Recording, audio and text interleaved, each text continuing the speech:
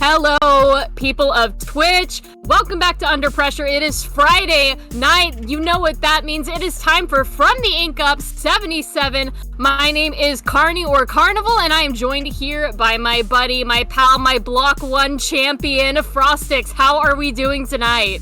I'm gonna be honest, it has been forever since we have shared a Block 1 together, Carney, yet here we are, nonetheless, on a From the Ink upset today, and I feel like we're having, I'm sensing one hell of a tournament coming up. I'm noticing a lot of familiar names, at least within the team section of the Sendo page. I'm noticing Fickle Fishes, I'm noticing Minecraft Bedrock Edition, I'm noticing stuff like Rainfall, a lot of familiar names like Rest in the Milky Way, a lot of stuff that you and me have probably seen before, Carney, so it's gonna be one hell of a match here, and the first set we are going to be watching over today will be Madness at Home versus Kiwi Ice Cream in a best of 3 set in the group stage.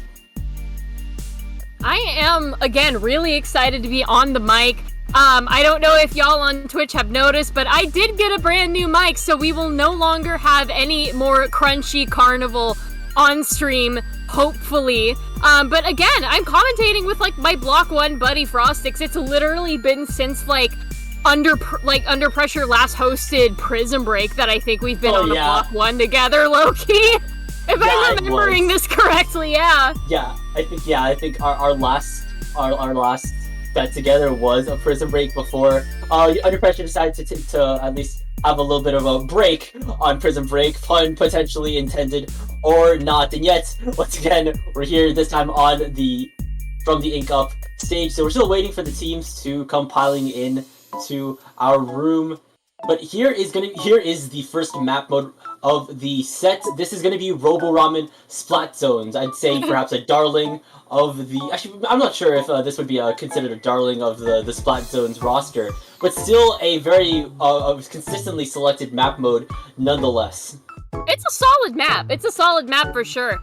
I personally am a Robo Ramen Zones enjoyer, but also, if y'all know me and y'all know exactly which Nautilus kit that I play when I'm in opens, you'll understand why I like this map mode so much, because that zone is itty bitty teeny tiny, easy to cheese with this triple splashdown or a well-placed reef slider. I'm honestly not really sure what we're going to be expecting from these two teams on this first match, but I really want to see some zone cheese. I love a good zone cheese. Yeah, you love to see the cheese of the zone get graded, and just kind of witnessing GG strikes go down. You like to see the reef slider go in. Kiwi Ice Cream, I'm looking at their Sendo page right now. You've only got 2 members that at least have their profiles, but Trinity is sporting 2 Bloblobblers and 2 Nozzle Noses, one being the L3 and the other being the H3. That would be really interesting if Trinity brings that out on the side of Kiwi Ice Cream, and Darius has a wide array of Splatlings ranging from Hydra to Nautilus to Vanilla Headed to custom heavy splat to deco heavy splatling, as well as Zimmy. You got there eventually. Yeah. I'm also noticing, like I just said, Splat Zone's cheese on this map is really easy when it comes to triple splashdown. I'm noticing Madness at Home Ace has N parries and V dualies on their roster there for their weapon pool, and as a dualies main myself, mad respect. That being said, though, one key strategy that I feel like is keystone when you're playing on the Ramen Bowl is to definitely take advantage of the amount of space that an attacking team will lose once you occupy that little bridge area that kind of connects mid to the enemy spawn. What I see a lot of teams do, as soon as they get that first cap, they immediately start pushing up and going into a lockout. And I definitely want to think that that Robo Ramen Zones could be one of those lockout maps. Perhaps not to the point where it's I don't know, ship shape, but still it's something to look out for whether you are trying to retake that zone. Yeah, no. Robo Ramen, if you play it right, can just be an absolute, hell map mode for lockouts, because it's just, I feel like a lot of the time when you're on Robo Ramen, it's just very, funnel. It's like you've got like the little drop off that goes underneath the stage on the left of your spawn, but most of the time you're just gonna want to go like straight for mid, go there, right into the elbow, into mid, and then it's like if people are occupying elbow, then like what are you gonna do? Yeah, exactly. It's just perhaps it's also just about maintaining sightlines, that way no one ends up going down those sneaky flank routes. It really just does depend on how you choose to retake that zone. You were specifically mentioning that the zone on Robo-Ramen is very prone to zones cheese, so having something like, say, a reach slider to just break past any barricades, or tri-strikes, or I'm going to specifically mention Kraken, but that's only because I've noticed that CRB that Roxy on Madness at Home is sporting, so it'll be interesting to potentially see that. That sure is a Kraken. Oh my gosh. Not only Kraken, but since Stamp got buffed, I also feel like Stamp would be a strong pick for this, because it's like you've just got like the just increased damage and like the what am I thinking of? Like the Are you thinking about shockwave? The shockwave. Yeah, you're probably thinking of the ranged splash damage that Ultra Stamp sports. Yeah. That's gonna be really good for just performing a full send, just, sticking it to the enemy backline and say, hey, you know what? I may be the skirmisher, I may be a wiper or a splooshomatic, but you know what? Here's what I have for you. Giant hammer from the skies, and now you don't have a pencil or a headit to consistently paint and deliver coolers to the team. So that's also really useful, because hammer tends to be paired with a lot of aggressive and really fast frontliners, so we just really have to see what we have, what these teams have for us in store as we now dive into the match. What are we seeing? We're seeing Stamper, we're seeing S-Blast, we're seeing N-Parry, that's the triple splashdown. We're seeing Blobbler on the side of, I think that was Kiwi Ice Cream as well, so let's see what we got. I'm also seeing that we do have a 52 gal on the side of Kiwi, which is going to be a very excellent choice for this specific map mode, because that elbow is perfectly suited to place that wall down. And we can see Worm on the sword here going kind of nuts over here on Kiwi's area. Kiwi has first control of the zone, but not for long, because it seems like Madness is going to be moving in with the rest of their team to try and paint that zone up. That being said, though, Kiwi Ice Cream has a lot of weapons that can instill a lot of pressure from that backline. Darius with that headed, and Trinity with that Blobbler are really good at just delivering so much chip damage. That being said, though, Kiwi Ice Cream needs to watch out for that Zitcaster courtesy of Madness at Home Stamper, and now the zone has gone into neutral. Banana has popped out the Trizuka that will be able to take out the Stamper, as well as the Pencil. That's going to be a very valuable pick. That's no sodas for Madness at Home here. There's two members trying to break out. That's the S-Blast and the Dualies, but the zone has been flipped, or has not been flipped, is now remaining in the control of Kiwi Ice Cream. Yeah, Kiwi Ice Cream is really showing their prowess with their weapons here. You don't usually expect to see a Bloblobber in times like this, but that the Blob is really holding down the line. But with all the specials being popped by Madness at Home, it was just absolutely inevitable that Kiwi Ice Cream lost that zone and lost two members of their team. And they have a nasty 45 tick penalty underneath their belt that they are going to have to go through if they get that zone recapped. But now we can see that Madness is at home had one down, and Kiwi Ice Cream is going to be going in here to try and recapture that zone, to try and get those picks that they desperately need.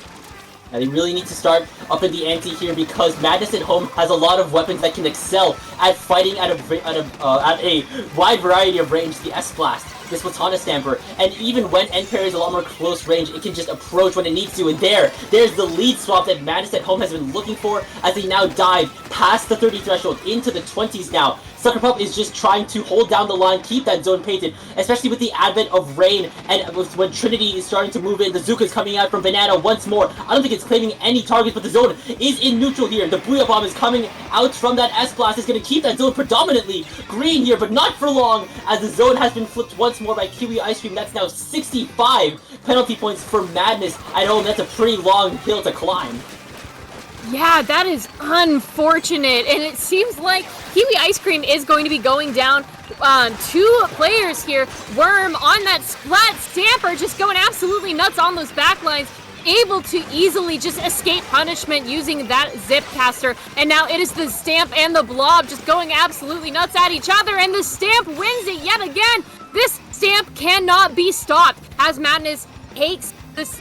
They take the zone once again, and they're going to start working through those penalty points. We have less than 2 minutes left in the match, so there's still plenty of time for them to get through, and there's still plenty of time for Kiwi Ice Cream to be able to move forward. But with that awful 3 down there, it's not looking so good for them.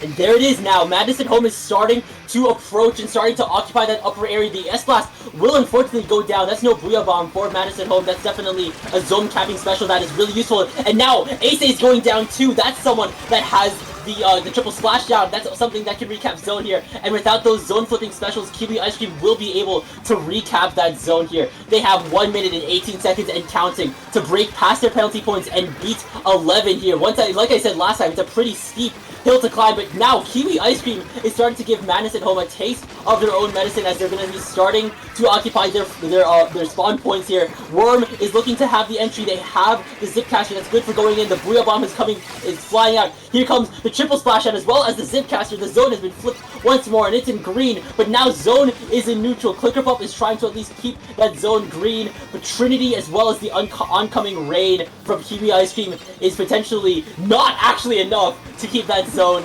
capped for Kiwi Ice Cream. And we are down to the last 30 seconds of the match here. Madness at Home is looking like they are going to be taking this all the way to the very end of the match because they still have their penalty points to work with, and a nasty zone flip from Kiwi Ice Cream. Less than 30 seconds remain on the board. 3 down for Madness at Home. Kiwi Ice Cream's chance is now. They are going to be moving forward into that base. They've got the wall up. Like I was saying, 52 with the wall in that elbow is just absolutely unstoppable, and it's providing the coverage that Kiwi Ice Cream needs. We're going to be going into our overtime very shortly if they can hold this zone as long as possible. They've already worked through their penalty points and triple splashdown, and it's just specials out everywhere. They lose control, and they still cap the zone.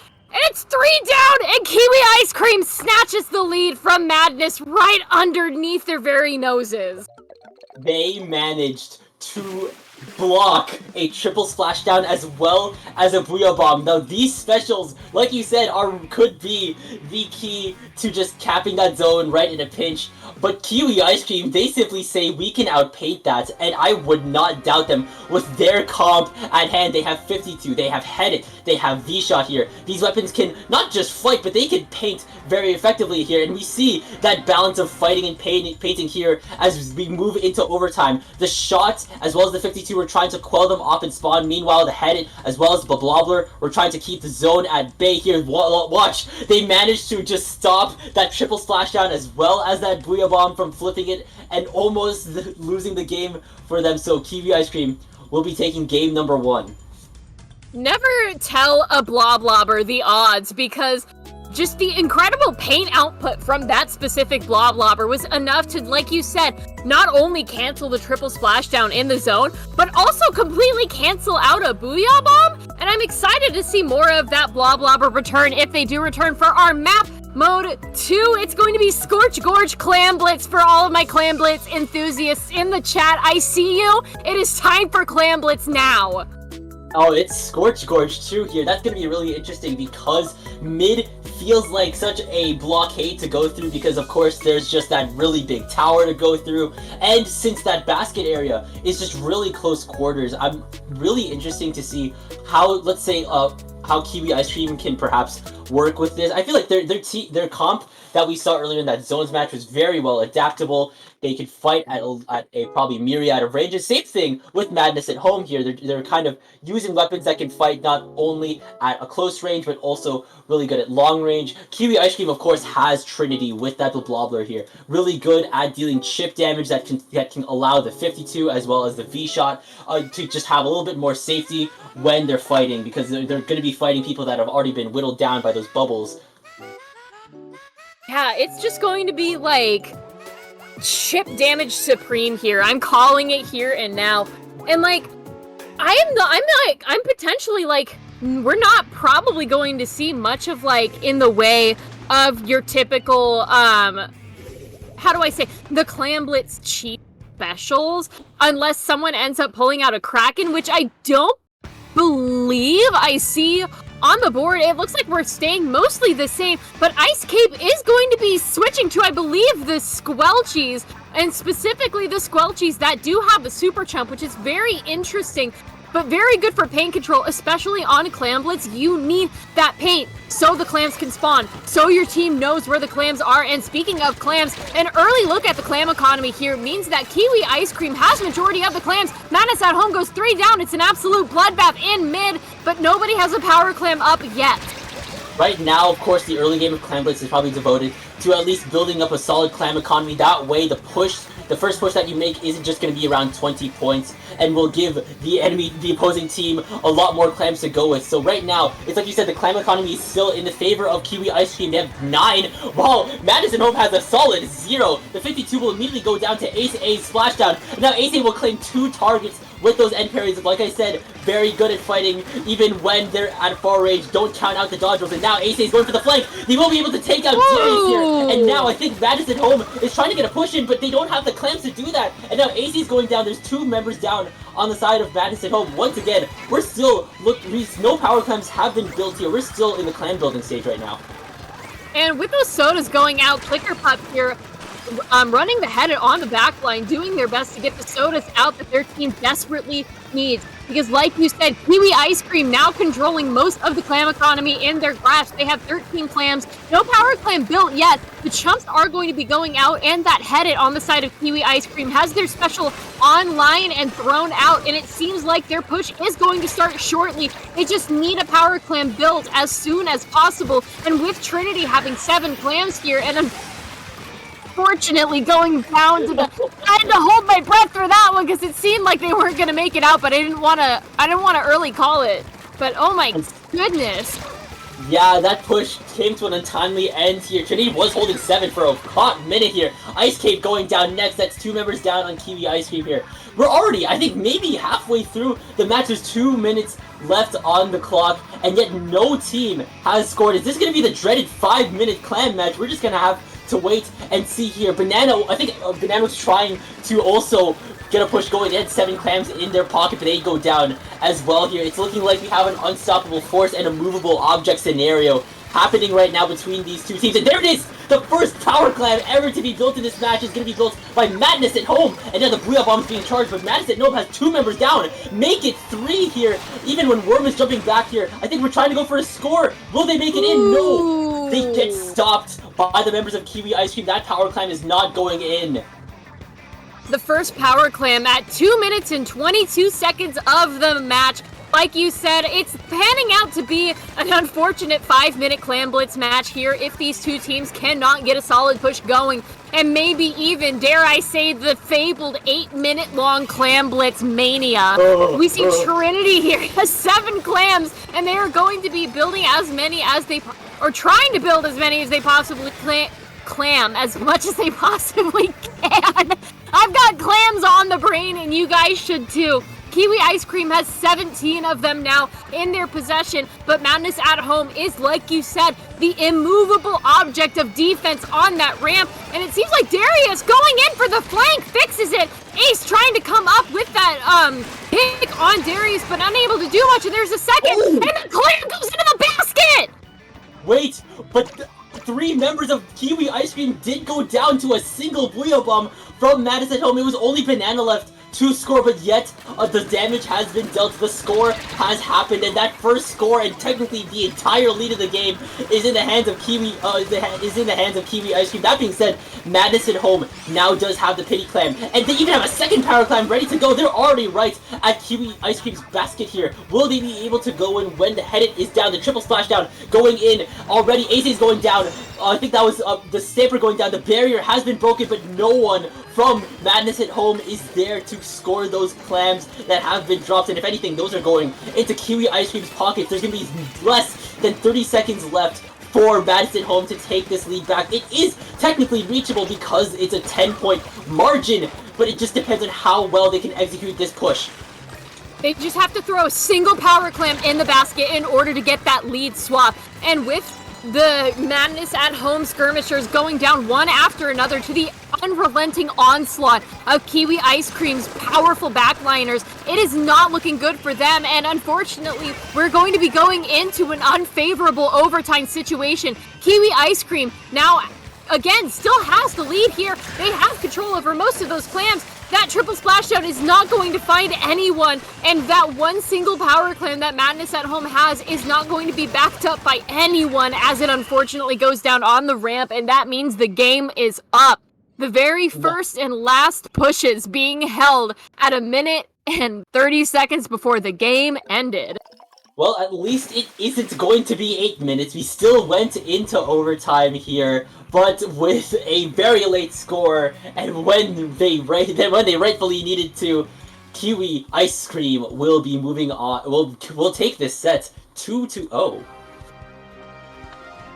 Very, very excellent plays from Kiwi Ice Cream. We saw that their incredible, kind of funky double backline, double midline thing that they had going on with the Bloblobber and the Head It working in perfect harmony was just really able to keep the rest of Madness at Home at bay. And that was crucial in those last couple of seconds. While Madness at Home did manage to get a power clam into the basket at the very last possible moment that they could have gotten that clam into that basket, they really didn't have anything to back it up because Kiwi Ice Cream was so hard on the defense there. Oh yeah. Oh no, there it is. There's the triple down with that Booyah Bomb, courtesy of, I think that was that Roxy on the side. I think that may have been Roxy on the side of Madness at Home. Oh, is this play all 3? Maybe this is play all 3. Okay. This is actually play all 3. So there's still one more show for Madness at Home to play on. God. It's going to be on Rainmaker Undertow Spillway. It's Rainmaker Undertow. If anything, though, I would want to say Madness at Home's comp could really play well within. Once again, this is once you get past that first checkpoint, preferably on the left side, because I don't really see a lot of teams going on that right side, on the right way path. But that entire area, that entire bottleneck choke point past that first checkpoint is really, really close quarters. And the end parries from Ace, as well as the Stamper Worm, those can play really effectively. And if anything, those little pillars over there, those are perfect for a Zipcaster to start roaming free. That is true. However, we here on Under Pressure have seen the most mid-fighting, checkpointiest Undertow pressure Rainmaker things known to man. I'm really hoping that's not going to be the case this time. Is that a Hydra? Oh, that's not just Hydra. Ice Cape is sporting Dapples with Soda. Hydra and Dapples? Out of all the Soda weapons, I was not expecting Dapples, but if anything, considering Dapples' object damage, considering its fire rate, I don't even blame them for bringing that one out here. And already, Roxy will be the first blood of that match. Darius is also going to be able to take out Clicker Pup as well here. I think their path is really well paved. As long as they get rid of Worm, they will be able to get rid of Worm here. Roxy is in position, ready to blast off against the members of Kiwi Ice Cream, but right now, all 4 members are on the scene, and they will be able to break that first checkpoint. Here is the bottleneck. Here is the war zone. Can they fend off? They will be. Right as soon as I say it. No, just very incredible. Just gaming that Hydra is still alive? The Hydra does go down in that moment. I'm kind of in shock about the fact that the Hydra is not the one carrying the Rainmaker. The Dapples are. The Dapple Doolies are carrying the Rainmaker in this comp, and I'm not entirely sure what they're doing, but it's working so well for them. Kiwi Ice Cream, you are full of surprises, and I am very excited to see where the rest of this match is going to take us. They have the lead, they have the Rainmaker. Once again, the Dapple Doolies unfortunately do end up going down. It is 3 down on Kiwi Ice Cream, and now it is Madness at Home. Their turn to take the Rainmaker if they can. They see that Squid Beacon there, they get rid of it almost instantaneously. Clicker Pup has the Rainmaker in their possession. That Head It holding the Rainmaker, moving forward, 2 down on Kiwi Ice Cream as they basically have a clear path all the way to checkpoint. And now both teams have made it to the checkpoint. This is this area that I said earlier that Madison Home can play in very effectively. Ace and Worm can like fight within these angles very effectively. Roxy will unfortunately go down. The splashdown is coming out from Ace here. They have spotted Banana. Clicker Pop will go down, and that's a wipeout for Kiwi Ice Cream here. They're driving the rest of Madison Home back to their bases. Darius will be the one to pick up the Rainmaker. Finally, the Hydra is the one with the Rainmaker this time, Cardi. The Hydra is the one with the Rainmaker here. Oh no! Oh no! John Nintendo said we can't play the rest of the match, guys. Oh no! Oh, comm errored as it was just getting good. Like right after that wipeout, they were like, "All right, cool, match is over. We're done now." Well, dang. Yeah. It'd be like that. I guess it'll just depend whether or not we're going to see a replay. I think that's just dependent on the members, unless there is unless we have gone to, I guess, a little bit too far into the match to the point where how do I say this? To the point where I guess the team with the most points will get that set. I'm not sure how the specifics on that one goes, but we're just going to have to see in a little bit. So, Dapple Doolies and Hydra.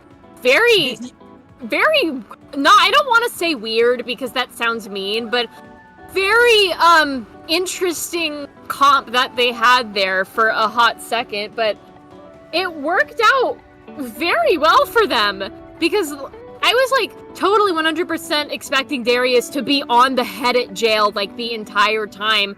Never in my life would I expect to see like a Hydra running alongside the Soda Doolies, but I guess since it is on Undertow Spillway, which is like a really good Hydra map, I'm not really surprised. I'm just kind of in shock. Yeah, I definitely say that as well, but I think what I mentioned earlier when the game started, Dapple Doolies has an extremely fast fire rate here, and especially even more so once it enters turret mode. So I feel like once that Dapple Doolies basically enters turret mode, maybe coupled with a couple of pures, maybe like a pure or a couple of subs of Object Shredder, that Rainmaker bubble is non-existent, and it could be what Kiwi Ice Cream was going for this third set. And also just because out of all the Dapples you see, like, okay, well, why do I say all the Dapples? Well, I'm saying this like there's a third kit for Dapples out there. Out of the two Dapples you tend to see, you don't really see the one with Soda, especially because, you know, the whole Soda, the whole, there's been so many other Soda options that you see a lot more. It's like you said, Pedit, Pencil, even things like, I'd say, Zap? yeah, even, like, especially things like Zap. You see, like, say, the Holy Trinity of, maybe I'd call them the Holy Trinity of Soda weapons here. I'm gonna be so really real. Yeah. I totally forgot that Dapples had a Soda alt kit. That isn't even the alt kit, that's the vanilla.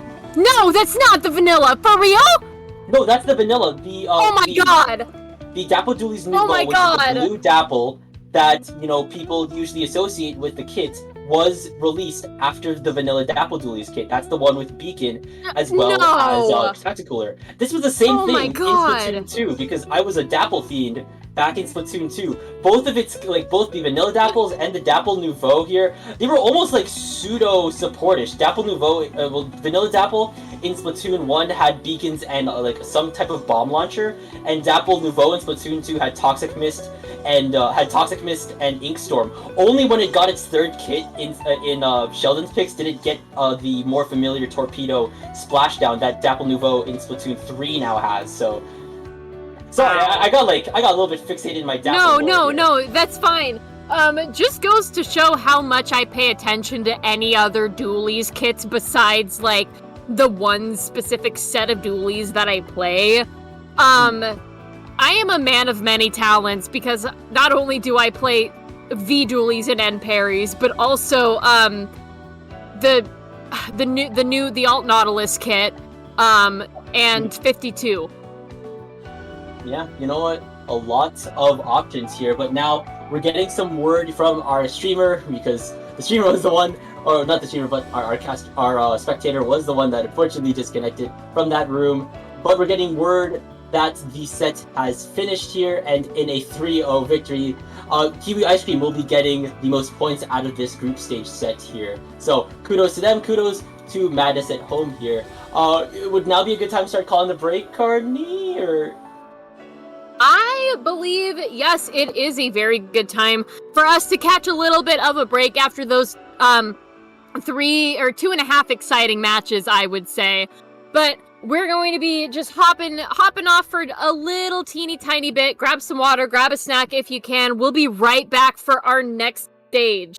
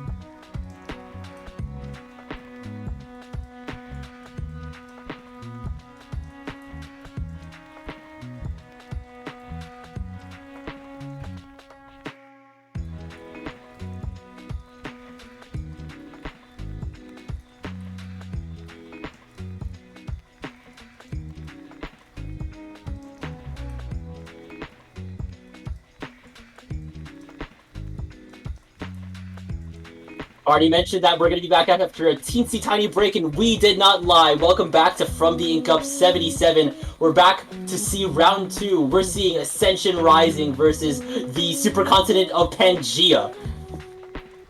Wow, the whole supercontinent of Pangea has shown up to our Splatoon 3 tournament. I'm honored. And let us take a look at these team comps here. If you are looking at Ascension Rising, you are going to be noticing a very, very familiar name in that list. That Rocket? Yeah, that's Rocket. That is Rocket.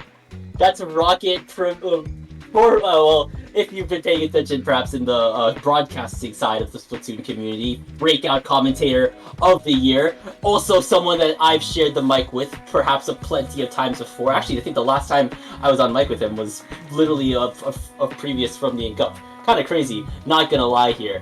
But looking at Ascension Rising's team comp, we're seeing Geo rocking with a myriad of swords as well as the V-Dualies. We're seeing Meta with a myriad of different weapons ranging from CRB to V-Roller to Dreadringer to Neo Splash and Stamper. Splats has 2 brushes as well as the Zekofin Charger. Rocket's rocking the Carbon Deco as well as T-Tech and S-Blast, and Astro is going to be potentially sporting a V-Roller Hydra headed Nautilus as well as 52 here, and they actually they've gone 3 for 3 on their map wins and have won their last set. They are C13 in the entire set. Thanks, Sendo, for these stats. Everybody say thank you, Sendo. We love you. Shout out to the people who run Sendo for giving us the stats. And now that we've told you the stats, let's look at the map list. It is everybody's favorite Clam Blitz map, Barnacle and Dime. Clam Blitz enthusiasts rejoice because we're going right back to Clam Hell, and I am very excited to see what these two teams are going to bring. I am hoping beyond hope for a brush. I want to see the clam cheese. I'm at this point, after what we've seen last match, I'm just hoping that perhaps a score can happen at least within the first 2 minutes of the game. Anyways, let's see what Ascension Rising, as well as the entire supercontinent of Pangaea, has to offer. What are we seeing? We're seeing that brush coming in from Splat. Meanwhile, on Pangaea, we're seeing Nautilus. We're seeing 2 whole Splatlings, Nautilus, as well as a Hydra coming in from the supercontinent of Pangaea, and the teams are rushing out. Let's see what's going to happen. A double Splatling comp from the supercontinent of Pangaea. Very unexpected, especially since that is the vanilla Nautilus kit. With the Ink Storm, it is going to be very helpful, especially like I was saying earlier, Clam Blitz is a mode where paint control is important. It shows you the location of all of your clams and also helps that those clams spawn just a little bit more. We already have a power clam. Pangaea, Grago rocking with that power clam. They're going to be pushing forward all the way in, and they dunked the clam in an early lead. That was 2 power clams in one fell swoop. Ascension Rising going 3 down. The brush is the only one left, as Pangaea doesn't have any more clams to throw in, but it seems like they're gonna try. They get a couple more clams in there. Yeah, Grago did manage to get a couple more clams in to push their score to 51, basically getting halfway through their points within a single push. That's definitely a lot more fast-paced from what we saw last time. Now Ascension Rising need to start upping the ante. Splat is already looking to get an advance onto the supercontinent of Pangaea here. They're just running in and out of different drop-offs, but they will be going down to Grago, not to Grago, but to someone on Ascension Rising. Pangaea has 2 members down though here, and Ascension Rising is already looking to make their advance here. I think that Geo's power clam toss was cancelled, but a second one will go in. That was a pity, as well as a second power clam already hitting the basket. There's more power clams coming in courtesy of Breaks here. They've pushed the lead to 30 here. This is fast. Geo still got more. Same thing with Splash. Rockets coming in with a bonus 1. Geo's got another one to throw in. Their push still isn't over, and Splat has the hammer. It's hammer time here. There's already 2 down, 3 down on the side of Pangaea here. They're really close to getting this. Splat has 3 more. Can they make it before the clam basket's up? No, they won't. The clam basket will be shut here, and 44 penalty points will be going to Ascension Rising. Still, they managed to up the ante in spades. And they are still at it, building power clams on the fly as they are continuously pushing Pangaea's spawn. Breaks here on the head, nearly surviving a nasty fate, as 2 on Ascension Rising do end up going down. All of the members of Pangaea are completely marked from what I can only assume are copious amounts of ink binds and point sensors. Ascension Rising ends up going 2 down in that situation. The Booyah Bomb is going to be coming out, and Spider-Man here on the 52 has the power clam in their possession, and they need to move up in order to get this thing going, but they need to not die first, and that's a wipeout. Ascension Rising gathering all of the clams that Pangaea has dropped in order to build copious amounts of power clams for their next push. And already the push is starting here. The hammers come out. The tri-strikes have come out. That was an air ball by Rocket. No clams in the basket this time. Already 2 members are going down on Ascension Rising. Breaks as well as Splatter still in. That power clam is fading fast. That's gone here. And Breaks is still moving around, trying. They will be going down to Grago. I think there's no members left of Ascension Rising in Pangaea's What is Rocket doing up there? I have no idea, Cardi here. Rocket! What are you doing over there? Rocket's just trying to cause some mayhem here on the stream. Perhaps they know that we are casting him. But if anything, Pangaea has 1 minute, 20 seconds left to beat 12. It's a pretty steep hill to climb here. A pretty steep hill, but it will not be the first nor the last time that hill is going to be climbed if they end up taking over the lead. The Booyah Bomb is online and being thrown out by that Hydra as we speak, looking for a pick on that power clam, unable to find much. Breaks does end up getting a trade, which is going to be vital as Pangaea is moving forward with all of the clams that they have in their possession. They don't have a power clam quite yet, but Spider-Man going in, dunking that power clam into the clam basket, but the rest of Pangaea doesn't really have an answer to to the question of where are all of the clams? Oh my god, 3 down on Ascension Rising. Grago on the Nautilus taking Rocket out underneath the clam basket, but they did not throw any of the clams that they had into it, causing them to unfortunately just have that clam basket be still wide open, no points scored basically. And we are less than 30 seconds left in the match as Ascension Rising goes 2 down.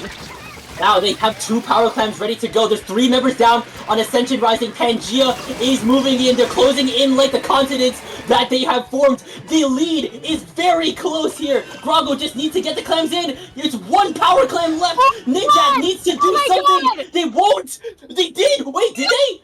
I think they did. They threw a clam in there. They did. Oh my god, within overtime, Pangea managing to take that game in a surprise lead switch, allowing them to take game number 1. What an insane showcase by the Supercontinent I gotta Pangea. see that again! I gotta see that again! I need to see where that clam was coming from! I need to see where that clam came from, because it looked like that member of Pangea was far enough away to where they would whiff the throw if they tried to throw it into the clam basket. I have no clue where that extra clam came from that allowed them to switch the lead over like that so easily. I know, I think it looked like they were pretty far. Grago was the one throwing them in. It was only Ninja left. They picked that one clam up here, and they do it! God. They pull a Steph Curry all the way from 3-point range, securing that clam into the basket for the Supercontinent of Pangea, allowing them once again to take game 1. What an insane overtime push. They had everything set up. They had the Booyah Bomb. They had the Killer Whale set up. Basically, they had the numbers advantage. They had everything that they needed to have in the right moment here. They had 2 power clams already built here. That is insane that they managed to have 2 power clams built after that perhaps middling initial push. Yeah, oh my god! Dude, okay. Yeah, that's insane. Alright. They had 2 power clams built as they were going into overtime. They broke the basket and just got all of the clams that they possibly needed to get into that basket there. With just, I think that is like the point from which that is the farthest amount of distance away from the clam basket that you can possibly throw a clam into. I think that specific spot was like the sweet spot for them. Oh my god. We're going into clam physics right now. Yeah, how did they throw that clam from so far away? We have gotten into exploring the physics of a clam in motion in order to truly get to the bottom of this insane win from the Supercontinent of Pangea, but we should probably talk about, this is Hagglefish Market Tower. We've gone from Clam Blitz on the mall, we're now going to Hagglefish Tower. This is definitely a lot more, maybe straightforward, probably because this map as a whole is straight. It's a straight line. You're just trying to wind across it here. Obviously, one thing you need to watch out for on Tower Hagglefish is that first checkpoint, simply because it's going to be a really hard bottleneck to break out of, specifically because you've just got so much, well, I guess the defense has a lot of vantage point that they could just simply jump you on, so if you could get past that first checkpoint, you kind of enter a little bit of more of a smooth sail into perhaps a victory. Yeah, like you said, Hagglefish Market, typically a very, very straight shot. The flanks on either side of mid are going to prove especially helpful for those sneaky frontliners out there who love to shark in those specific areas.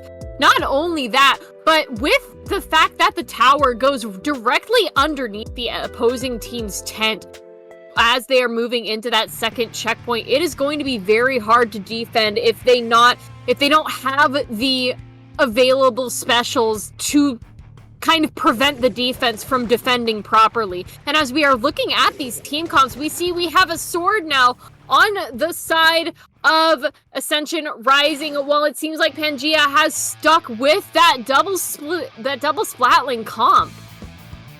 Yeah, that does actually have some specials that could deter a lot of those annoying frontliners from Ascension Rising off of that tower. There's the Booyah Bomb, there's the Ink Storm here, stuff that I think splats as well, that the Ink Brush as well as that Wiper need to watch out for. The strikes are immediately coming out from Rocket here. Splats is going to be going down, perhaps in a jump effort from the super continent of Pangea closing in like the continent that they are here. They're just firing off. Breaks is going to be going down next here. Same thing with Rocket. There's 2 members down on Ascension Rising here. That Stamp's getting canceled out. No hammer time from Geo here. Now the rain's coming down courtesy of Grago, and Pangea have already made it to the first checkpoint here. And now it comes the uphill battle. Like I was saying, they need to pop out all of those specials in order to get Breaks and the rest of them off of that area for defense. Pangea ends up going 2 down, and Breaks is covering the ground in Ascension Rising's beautiful blue color as Pangea has to back off. They go 2 down here. Ascension Rising is going to be starting their push very shortly as we have Breaks taking the tower as that headed, and the sodas are in fact out. The Stamp, they're not really finding anyone, but we can see that it looks like they might be making it to that first checkpoint. They just need to pop it in order and go a little bit farther in order to get that lead swap. I think they will be able to do it as the killer whale will be coming out. As Breaks is once again firing on the tents. There's that lead swap. The lead is now in Ascension Rising hands. The strikes are coming out on the side of Rocket, but Splat as well as the Viper is going to be going down. That's 2 down on the side of Ascension Rising, but Rocket is now saying, I am the front line now, but will be going down to Ninja here. And now Pangea is looking to take back the tower from Ascension Rising's grasp. Geo is still trying to move away using the Viper's natural mobility. Now Ninja's going to be going down. Splat is once again on the scene here, trying to cheese the ledge on Grago. No, they won't be able to do it, but they can just run right up over to Ellie. They are be able to take out Ellie. There's 2 sets of killer whale lasers going out here. Same thing with the Tri-Strikes here. Ascension Rising is just using everything in their arsenal in order to break past this choke point. And that's a wipeout for Ascension Rising. Splat's managing to brush away 2 members of Pangea. That insane brush play leads Ascension Rising all the way to second checkpoint now. They are in their second win. The push is not yet over. They are at checkpoint 2, but those double splatlings on the side of Pangea are proving to be a very hard wall to break through. 1 goes down, 2 goes down, 3. It's a triple! It's a Hydra triple! Oh my god, it's a wipeout! Wipe for wipe is something you don't see every day here, and here it is on From the Ink Up here. The soda has been deployed by the super continent of Pangea. Grago's throwing down the rain here. The forecast has been delivered, but even still, Ascension Rising has their own splatlings to deal with. That is in the hands of Breaks here. And now, Geo's going to be able to take out Grago as well here. And Ascension Rising looking like they is looking to be taking over mid now. They're trying to at least maintain control of the side lanes here, as well as total control of this central mid area as they're starting to fire off here. The Stamp is coming out on the side of Geo. They are going to be able to take out the Hydra as well as the Nautilus here. Ninja as well here. Geo's just skirmishing. That's another wipeout. This is the 3rd wipeout we've seen in this match here. This is a bloodbath, Cardi. Absolutely 3 wipeouts in the short span of at least 2 minutes. Rocket here trying to get that ledge cheese, so that way there's a triple now. That Stamp going absolutely nuts. The Tri-Strikes are going to be going out momentarily as they hit that 3rd checkpoint, but 3 going down on Ascension Rising means that Rocket needs to get out and fast. But Ascension Rising now at 19 points away from victory. 1 minute left on the clock. Pangea has not yet broken their 2nd checkpoint, and they need to do so in a timely manner. Otherwise, they will be giving up this match to Ascension Rising if they don't play their cards right. And with that Nautilus in mid doing as it should, it gets a pick on, they ride the tower immediately into that neutral position. The Booyah Bomb is going to be coming out now, trying to find a pick on Breaks. Breaks does not back down. Breaks does not go down here. And we can see that Ascension Rising is going to start that defense.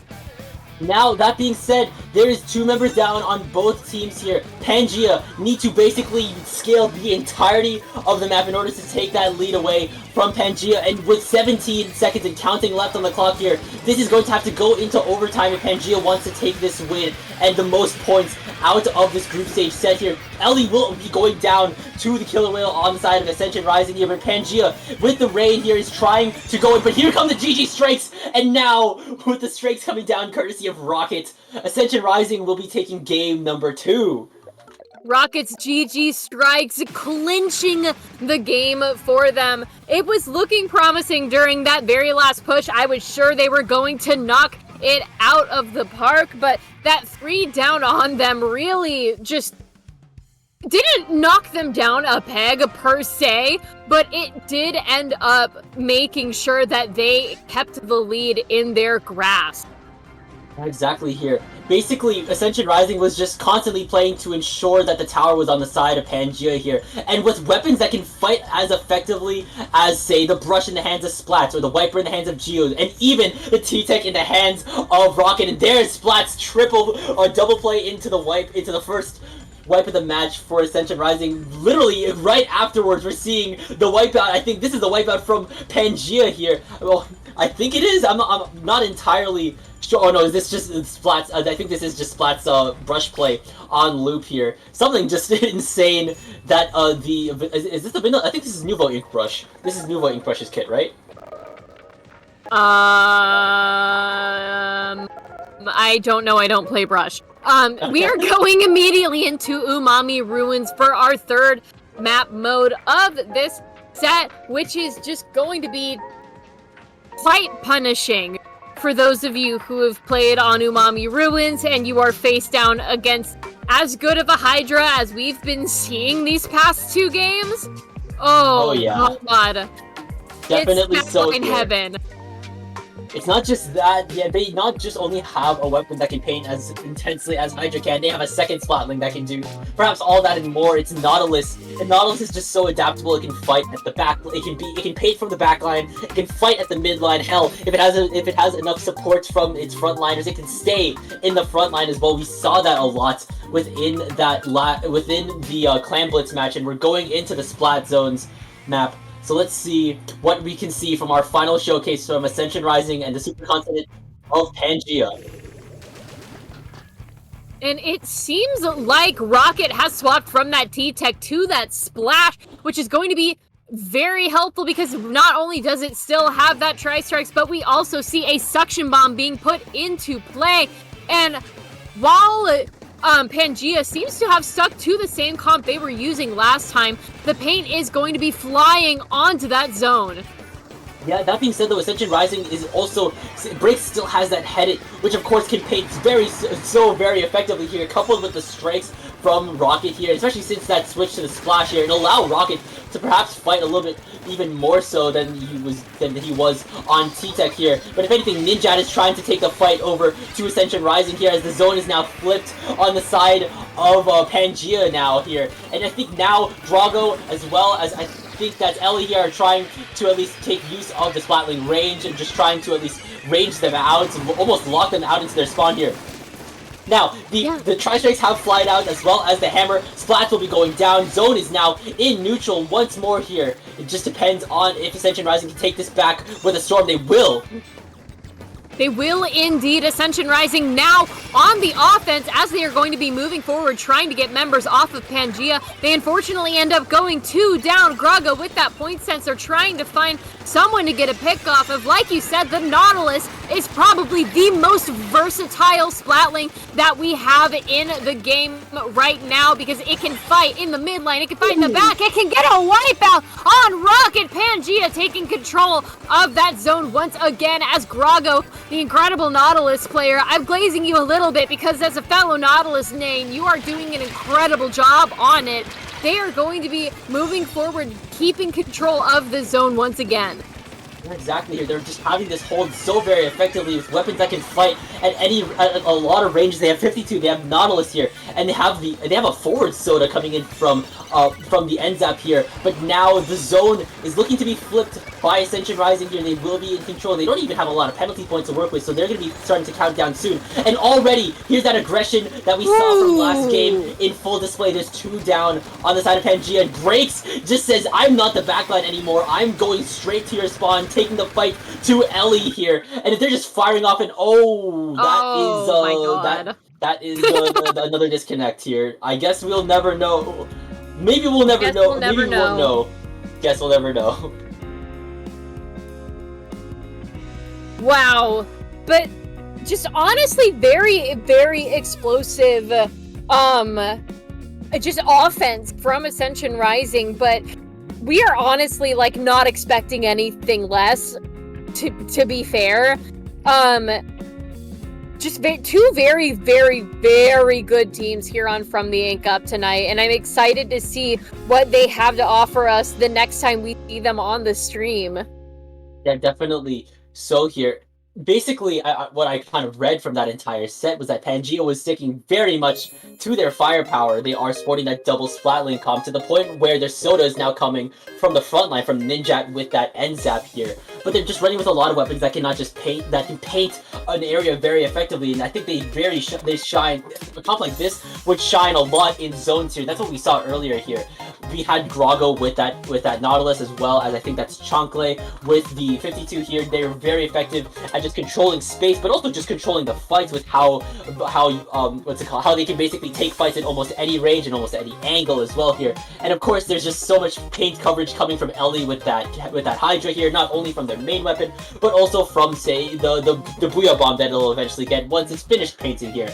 On the other side though, Ascension Rising has just so much aggression going for it. They can basically just, once they get the momentum going, they don't need to stop here. We saw that in the tower control match, and I think we could have seen that within, I think, the splats within this final match, as I think Ascension Rising took that 2-1 here. So they are going to be taking that set once more here, and they're going to be getting the most points out of this group stage set here. But it's like I said, Ascension Rising just has that aggression that allows them to just take fights perhaps at a faster pace than that could potentially trip up Pangea's composition. Oh, sure. Yeah, just very, very excellent games from both of these teams. Like you were saying, the unstoppable force of Ascension Rising versus the immovable object that Pangea was during that first match really showcased a lot of these teams' strengths and weaknesses, because while we saw that Pangea was doing a very good job in that middle match on Hagglefish tower control, as soon as they slipped up, Ascension Rising took that and went in for the kill like a hungry pack of wolves picking off like an elderly caribou from the pack. Oh man, not the caribou, but if anything, that caribou just cannot keep up with the speed of an ink brush, of a wiper here. And those can just, like, they just hunt enemy players down and just add them to kill streaks so effectively here. We saw that from Splats and Geo here, but not just that, we saw a lot of good supportive aggression coming from Rocket here, not only on T-Tech, but also on Neo Splash here, just perhaps the dynamic duo of Tri-Strike weapons. Yeah, and while we are continuing to yap onward and onward, we look like we have found our next match for us to commentate. And while we are waiting on them to get ready, actually, let's take a look at them right now. I want to. Yeah, I'm looking at this. Oh no, the UI broke again. Well, we're looking at 5/4 encore and first impression here. Yeah, and looking at these team comps, I'm seeing very standard. Except I want to point out the dually main on the bottom of Encore there. We've got Tetras, V-dualies, Gloogers, Dowsers, like the whole shebang. Except apples. Except apples. No dapples. Except apples. No dapples. But still perhaps really well-rounded on the sides of 5/4 Encore. I'm seeing Zimmy on Maito, but we're also seeing some other blaster picks, like, is that... God, I keep forgetting the name of this. It's Custom Rapid Blaster Pro? Or Rapid Blaster Pro Deco. Is that it? Is it, I just call it Blapid, to be honest with you. I can remember, I think it was like, I think someone else that I was casting with shorting it down to RPD, so it's Rapid Pro Deco. So, I think that makes sense here. But we're seeing Rapid Pro Deco on the side of 5/4 Encore. We're also seeing 2 instances of CRB here. Could be insane in the AoE game. Looking over on first impression, being mascotted by the lovely Phalanx and Glycopod, perhaps the first impression users of all time, not even mentioning Lokix. What are we doing? We're also seeing something pretty standard on the side of first impression. Yeah, and speaking of standard, it is the Museum di Alfonsino Rainmaker match that is standard by literally every single, like, competitive map list I've ever seen in my life, to be honest with you. I can't name you a recent tournament that I have commentated for that doesn't have Museum di Alfonsino Rainmaker. No, I won't lie. I was on another tournament on Wednesday, and I swore I saw Museum Rainmaker like 3 times. Oh my god! At this point, the word spinner is just ingrained into my my day-to-day speech. Ooh, go on to the spinner. Take the funny jump. You want to take the funny jump onto the checkpoint so bad. Oh yeah, you want to just make the cut that we don't need to go down the the 2 bottlenecks on each side of the spinner, but we'll just have to see what 5/4 Encore as well as First Impression have in store for us in round 3 of group stage. We're seeing the bucket as well as headed on the side of 5/4 Encore. Meanwhile, we're seeing Dreadringer as well as Wiper. There's 2 buckets on the side of First Impression here. One hell of a First Impression for sure. We are witnessing bucket madness here. First Impression running that double bucket comp gets the first pop of the game. They don't have most of the paint control in mid, though. That is going to Encore, because Encore has all of those painting weapons that you know and love to see. Pine on the V-Dualies is in everybody's face and making it everybody else's problem. 3 down on First Impression as Pine clears the way alongside their teammates to get that Rainmaker. They pop the crab on the spinner, as a true Dualies main does, as they fight that Wiper to the death. Encore has the first checkpoint already popped, and they are hungry for more. That being said, though, First Impression is trying to at least cover this last area of the map left in their ink. The bucket is firing off. Same thing with the headed, but I think that headed is looking to make it. They basically set the score to 6. But if any, I think Encore is still trying to move here. Pine has broken the bubble here. Whoa, that was so close to knocking out. They managed to at least save their match, save the game from being knocked out, and Periwinkle's gonna have to take the dip in the water in order to reset that Rainmaker. That being said, though, First Impression basically need to get a knockout in order to get this game in their hands. They need to win this game in order to win the game. Like, genuinely, because Encore already has it down to 1 point on that podium. First Impression is going to be picking up the Rainmaker, but they have 3 of their members down. The Rainmaker is the only one left standing, and with that wipeout, Encore is back for more. Pineapple on those nasty V-Dualies is going to be popping that crab on the spinner, being the little skirmishing menace that every single Dualie player hopes and strives to be when they are playing those V-Dualies. Going forward, getting another pick, Pineapple does end up going down as Encore is going to be pushing themselves forward into First Impression's platform here. Yeah, here, if anything, First Impression is just not having a wonderful First Impression of 5/4 Encore here. And they're just holding down mid, holding that space very effectively. The Splatlings have gone down in the trade. First Impression is 3 members down here.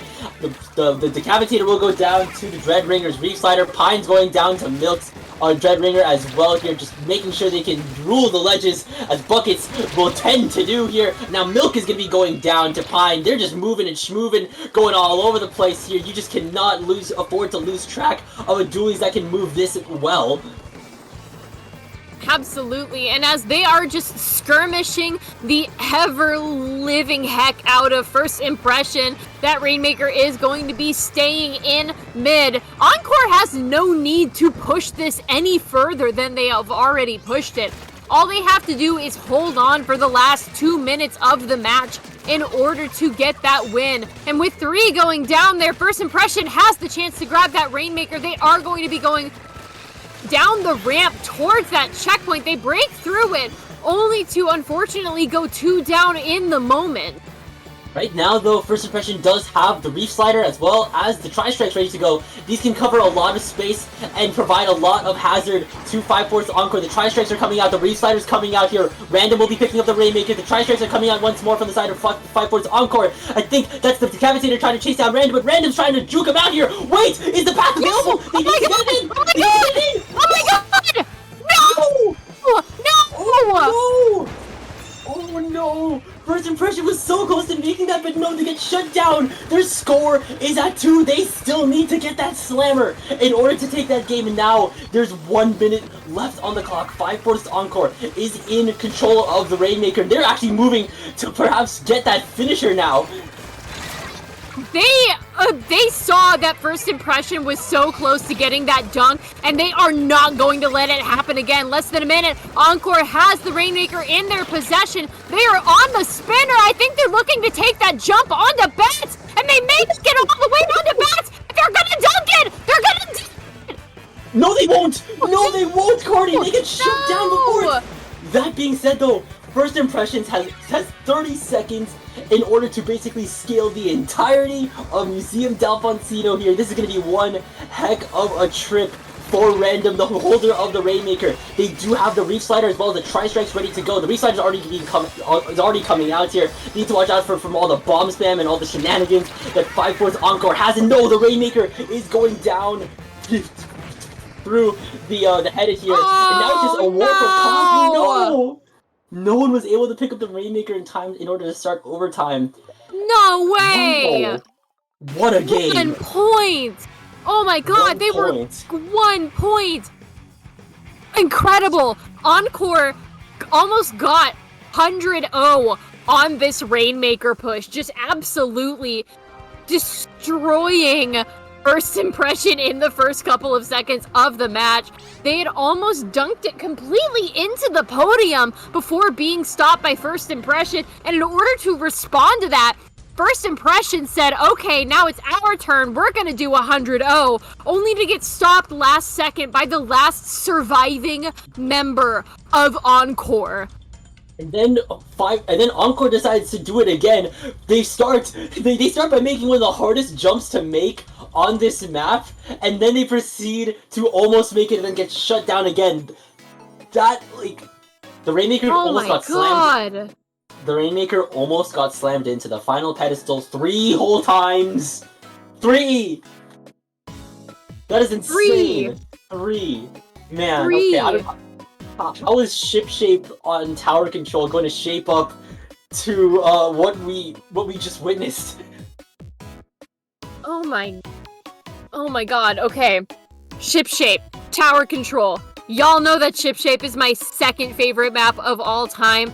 Tower control on Ship Shape is wild, because it is, if you know how to play Ship Shape right, it can become the most avalanche-y, spirally, just horrible snowball map of all time. The only thing that, it's like Hagglefish Tower. The only thing that is stopping the snowball is the second checkpoint directly underneath where the opposing team is lying in wait for you. You need to be very good at defense when they reach that point, because all it takes is a simple Slayer/Skirmisher to jump onto that point and decimate everybody from above. So when the team is pushing, you need to have that point covered before the team even gets there. Definitely so, because basically all the space past checkpoint 2 going into the third checkpoint is basically non-existent. Once you get past checkpoint 2, you're gonna start cruising into knockout range here. So it really just depends on how well you could defend, how well you could get a defense going. That way you don't allow the team to move an inch past the first checkpoint. I think the first checkpoint tends to be something that both teams will be able to achieve here because they're relatively close to the tower starting area. But past that point here, things will start to get dire. So it just depends on how both teams could potentially avoid getting into that dire knockout range past checkpoint 2. Yeah, if you've played Undertow Spillway Tower Control, it's kind of like Ship Shape, where the first checkpoint's basically just a consolation prize.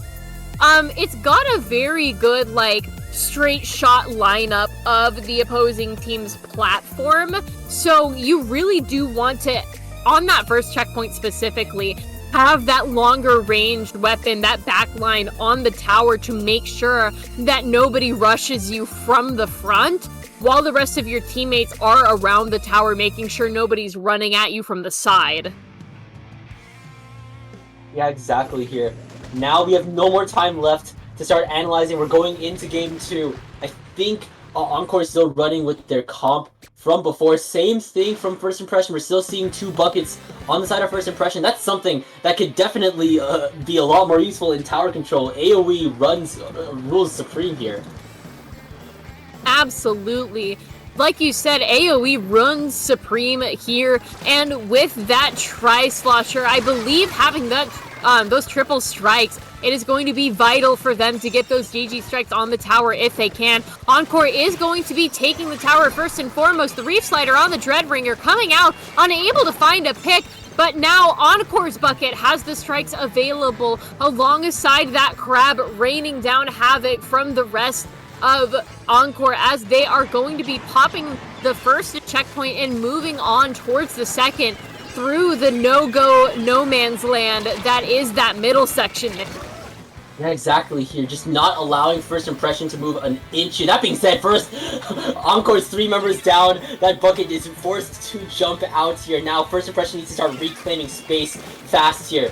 Allowing them, that could at least allow them to at least get to that first checkpoint, then start moving past that into no man's land, like I said earlier. Milk's popping the Dreadbringer. A Reef Slider Jaguar will be able to take out Maito. Jaguar is going down to that Decapitator.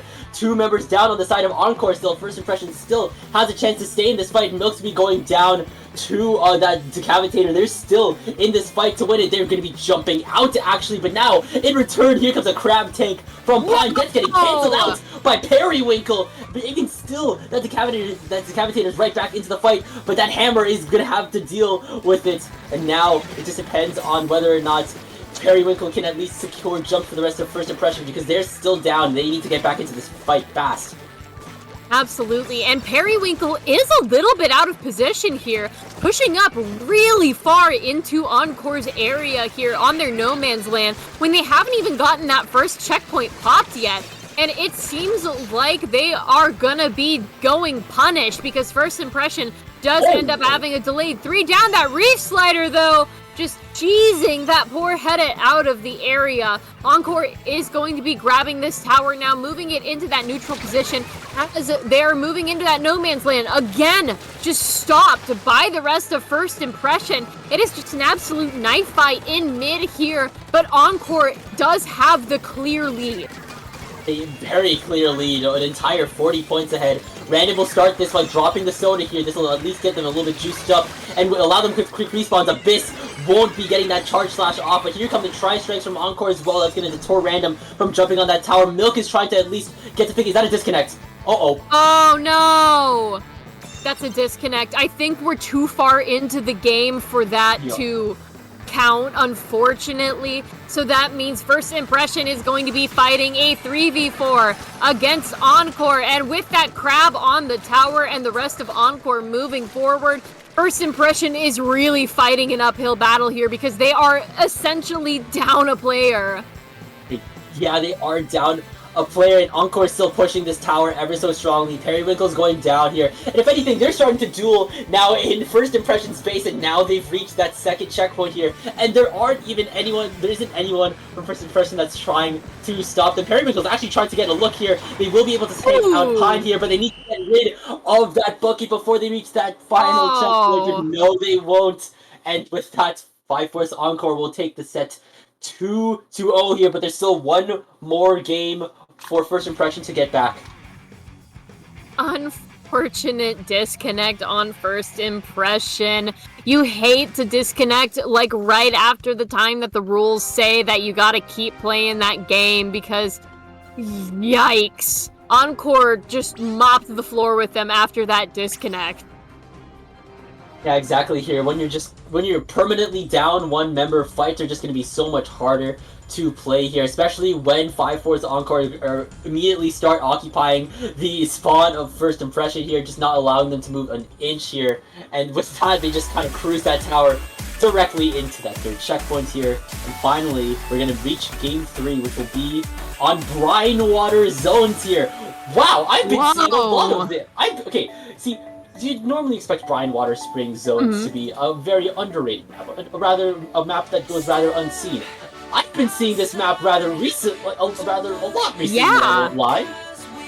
Yeah, no, I've actually also been seeing this map mode more and more recently. I wonder if something has shifted slightly in some sort of way. Because normally when I think of brine water, I'm thinking like clamlet. I'm thinking brine water clam. Like, that's like brine water's go-to map mode in my honest opinion. Like, you're always seeing brine water clams, it's all about the clamblets, and you never really see any of the other map modes on there, and for good reason, for tower control and Rainmaker, but Zones isn't so bad.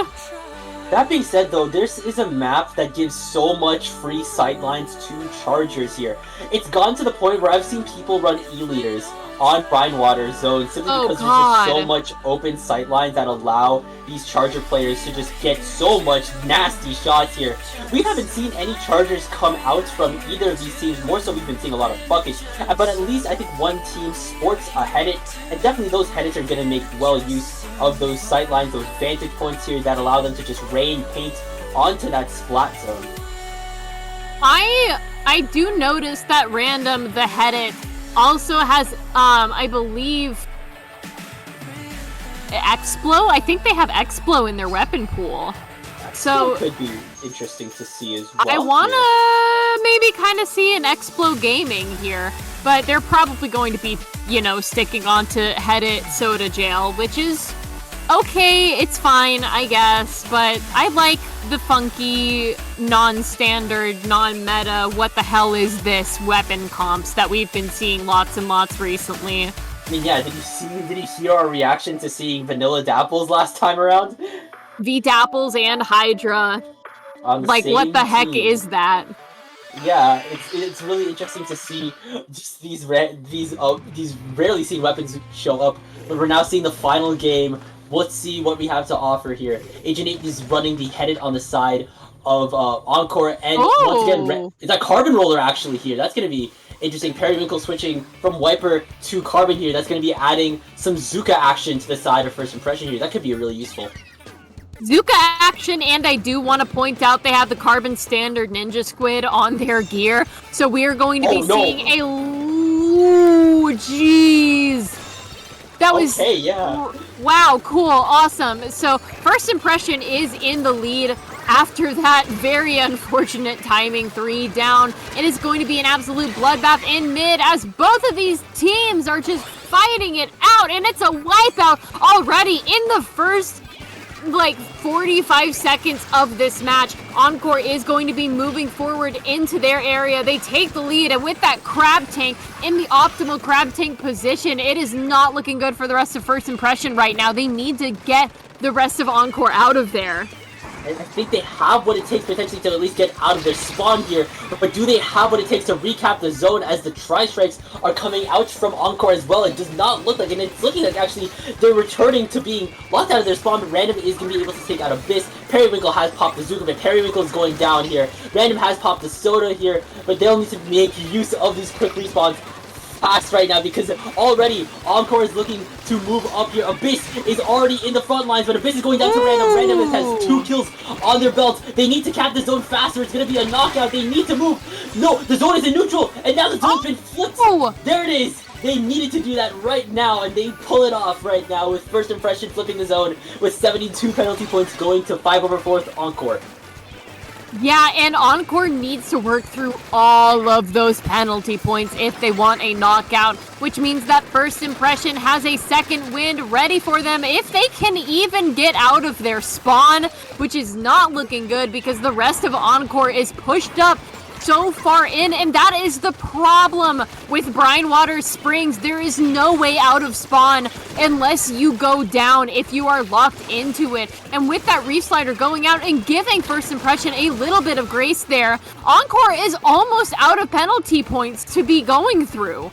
They are actually in the single digits of their penalty points, and with a set of GG strikes. Holy, is that 2? Was that 2 GG strikes? No, I don't think that was 2. I don't think that was 2. That was just a little bit of a delay from the bucket over there with the strikes here. But now, with that knockout, 5/4 Encore will be taking the most points out of this group stage in a 3-1, or in a 3-0 actually set victory. Absolutely. Just doing a very very clean sweep off of first impression. Encore knew what they were about, and they gave us a great performance. I do have to say, the brine water match, unfortunately, it's brine water. You guys know how it plays if you get locked out. I have been a victim of the brine water springs curse, and I'm sure that many of you have too. But with that incredible set from both of these teams, we are going to be going into a quick break. So if you guys want to be drinking some water right now, if you guys want to have a snack, we will be right back after the break.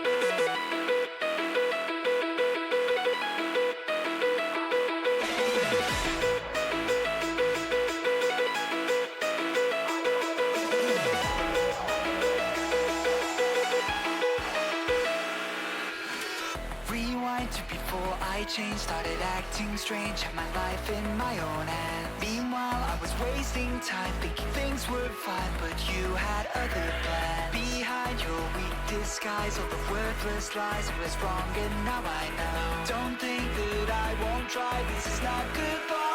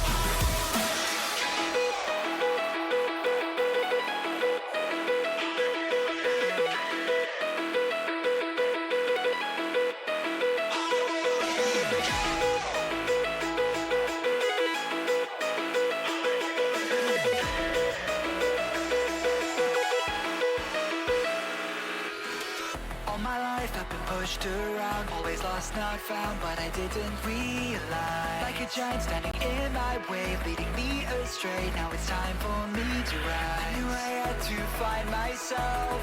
Turns out I'm on my own. I won't let it go.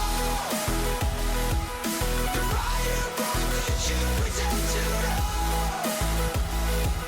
The fire in my heart, planted your shadow. The silver lining it began to rust, and now I get who I can and cannot trust.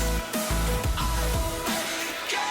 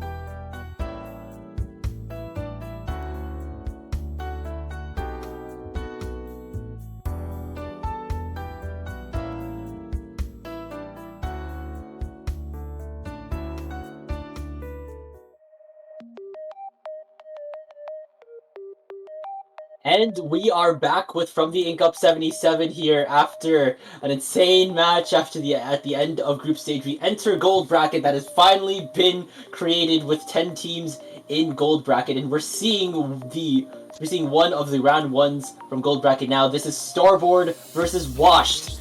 Wow. What a name. What a name. Welcome back, everybody, to the gold brackets you have all been waiting for. Let's take a look at these two teams here. Starboard versus Washed. I am seeing a very wide variety of weapons on both of these sides. And with Clan Blitz on Museum de Alfonsino being our next map mode, it is going to be very exciting to see what these two teams have to offer for this first match.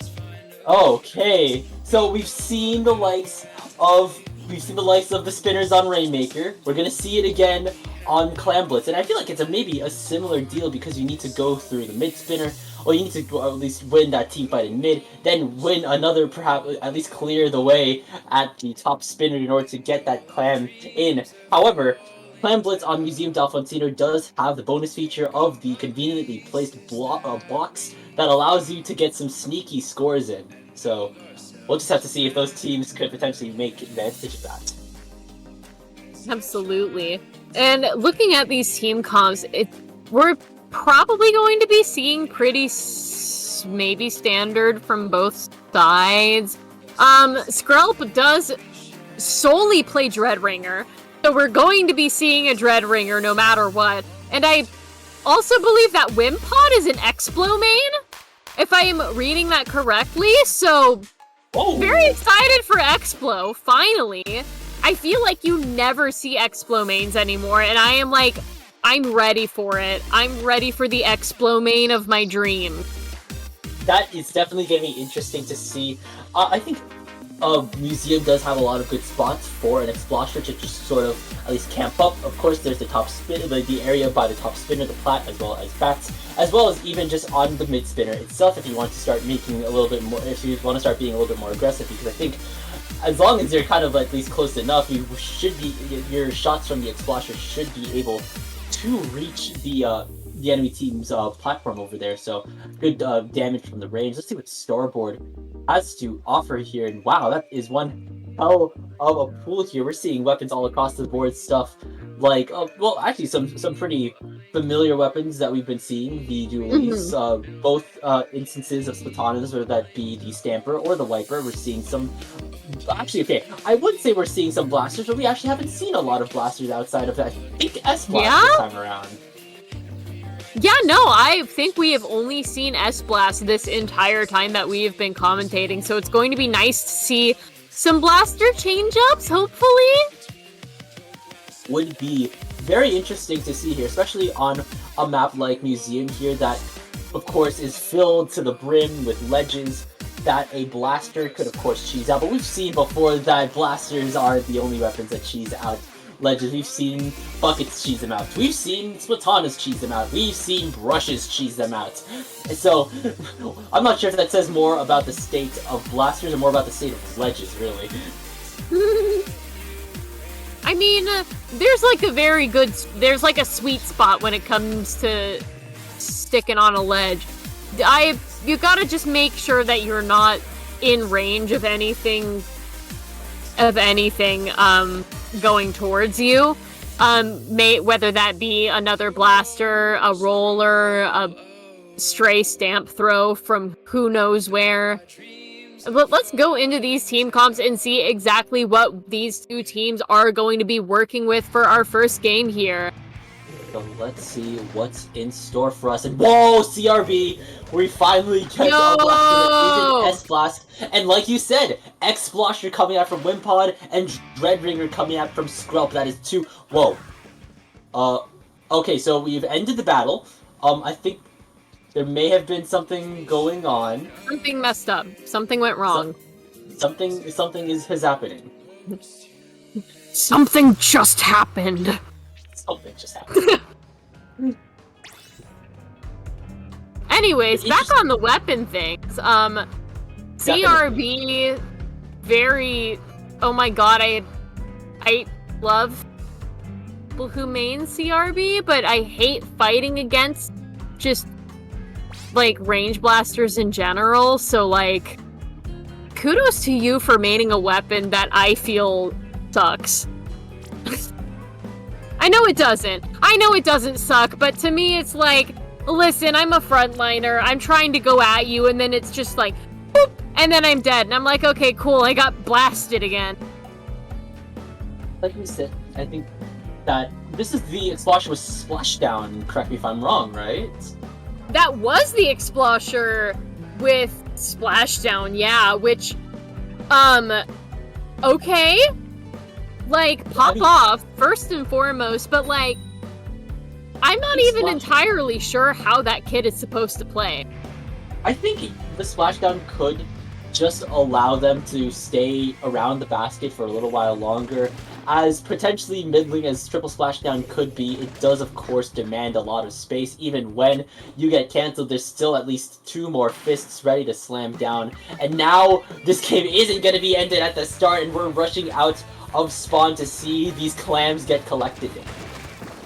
And we can see one of the members of Wash, that Splatana Wiper, had tried to go out through the sneaky way, but unfortunately was stuck dead in their tracks. And with these both teams going after each other, it seems like Wash has the majority of the clam economy right now. Starboard goes 3 down. They're looking for a wipeout. That Reef Slider is going to be going towards that basket, but they don't have a clam built quite yet, and they build a clam on the platform, easily just sliding it into there. But unfortunately, with them going 3 down, it seems like Wash is unfortunately not going to be able to continue that push. Yeah, and now that'll give Starboard a lot more clams to work with going into a counter push. Already having a power clam and I think maybe one more ready to go, unless they do have a power clam and the pity lying in wait here. They do throw the first clam into the basket, and the splashdown has been popped, and the lead has been taken by Starboard as they take the lead to 74. The Kraken has been popped as well here. I think there's a couple more clams coming in from those dualies here, allowing at least the score to go to 68. I think that's that 60 threshold that you want to go to, and we're still going here. We're going to 62 here, so definitely making it to that 60 threshold. That is very ideal for an opening clam blitz push. Absolutely. And Wash is now going to be taking the mid area here. One goes down on Starboard. A nice pick off of that Splatana Wiper, as Meowth with the stamp is going to be going forward, stopped dead in their tracks by the mighty Pencil. 2 down on Wash, as Starboard is now going to start taking their area a little bit more seriously now. That triple splashdown going out from Wimpod. Wimpod seems to not have as many clams as they had beforehand, but they are providing the jumps needed for their team. Yeah, and right now they need to find a way to break in. Meowth does have that Ultra Stamp ready to rip once again, so as long as they don't get cancelled out by that Pencil, it's looking to go in. The Reef Slider's going in as well. The Tri-Strikes have flighted. There's 2 members down on Wash, actually, and the Power Clams are being left at mid here. One Power Clam is fading fast. I think the other one was actually a pity here, and I don't think this push is going to be happening, Carney, here, as Starboard is starting to reclaim their spaces in mid. Yeah, and with the clam economy very even in the middle of this match now, Starboard has a very, very decent lead, but with them going 3 down, it is now Wash's chance. They are popping those specials. They don't have a clam built yet. They only have 9 in their possession. They grab the power clam, and it looks like they're going to try through the jump. They've easily slammed that clam in there, and they begin to start popping the clams in as Wash ends up taking the lead. But that is not all, because that second pity clam comes in, bringing them down to 41 points before they win the game, and the clams are still coming. The pity has been appeared, Oh, no! and it did not go in. That was an air ball. Wait, I think it's still live.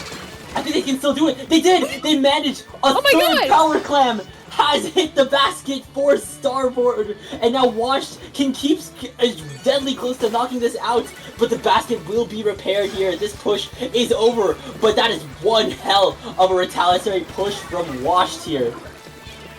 And with that push over, giving them a pretty decently sized 40-point pity there. That Crab is looking for blood, ends up just absolutely destroying that power clam, and Mono is going to be on those dualies, causing havoc as dualies tend to do on this map. They have 2 clams in their possession, and they are looking for blood. They take out that sword. The Kraken, the sodas, they're out and ready. Less than a minute left on the clock here, but they don't have a power clam close enough to the basket to show for it. Yeah, and Swash is actually playing very aggressively with those 2 sloshers here, able to at least fight from above as well as below here. Wimpod with that Explosher, and we're seeing that Dreadringer also play really well at being both offensive and defensive core here. And now there's a Crab coming out on the side of Washed, firing off on Starboard. If anything, Washed is looking to go on the offensive one more time as the power clam has been built. The Tri-Strikes are coming out to potentially impede them, but now the barrier's been broken once more. There's 20 penalty points to go through, but I don't think anyone is there to score. This could potentially be a little bit drastic for Washes. This will at least net a free pity clam for Starboard. It'll allow them to have a lot more clams going into a retaliatory push. They have 10 seconds and the rest of overtime to get this done, though. Yeah, and Meowth getting the double kill there on that Splatana, doing absolute numbers here as the overtime timer begins to tick down. Wash is all up in that area. They dunk a clam into that basket, and with that, Wash takes the first game of this set against the Starboard with an incredible push there in that that push that they had got, where it was just 3 power clams, just one after the other, really helped them solidify that victory. In light of all their Pokemon-themed names, what a U-turn of a match from Washed here. They managed to take that lead ever so slightly to begin with, and then they just started chucking power clams like no tomorrow, making very good use of the cut of the conveniently placed box, allowing them to basically skip the mid-spinner altogether. That air ball could have been drastic here, but I think Meowth managed to pick up that power clam just in the nick of time, allowing Washed to make it to 9 with around 1 minute 40 seconds left on the clock. Once that happened, Starboard was basically scrambling. Yeah, and while Washed did have a little bit of a risky play there at the very end, enabling Starboard to have that overtime, they put themselves together at the very end, getting that power claim into the basket. And now for our very next map mode, we are going on to the Bucket and Blaster and Roller Heaven. I hope everybody is ready for Rainmaker on Humpback Pump Track. It is going to be Humpback Pump Track. We did see, we saw 2 buckets on the side of, Washed here, but I really don't, feel, depending on how this Explosion plays, it could be really risky to run it because of just how far, I feel like the range of Explosion seems like it's a double-edged sword, specifically within Humpback Pump Track here. Meanwhile, on the side of Starboard, there is that custom Range Blaster. I feel like that's also in a similar boat to Explosion here. The range could be a little bit of a detriment depending on how it's played, but Kraken on Rainmaker is nothing to scoff at. It basically if you execute it right here within a push, it'll just allow the Rainmaker holder just to have potentially a safe trip to a pedestal. Yeah, and while, again, I feel like Kraken is the thing that they have tried to nerf over and over and over and over again, and it refuses to move completely unbudged.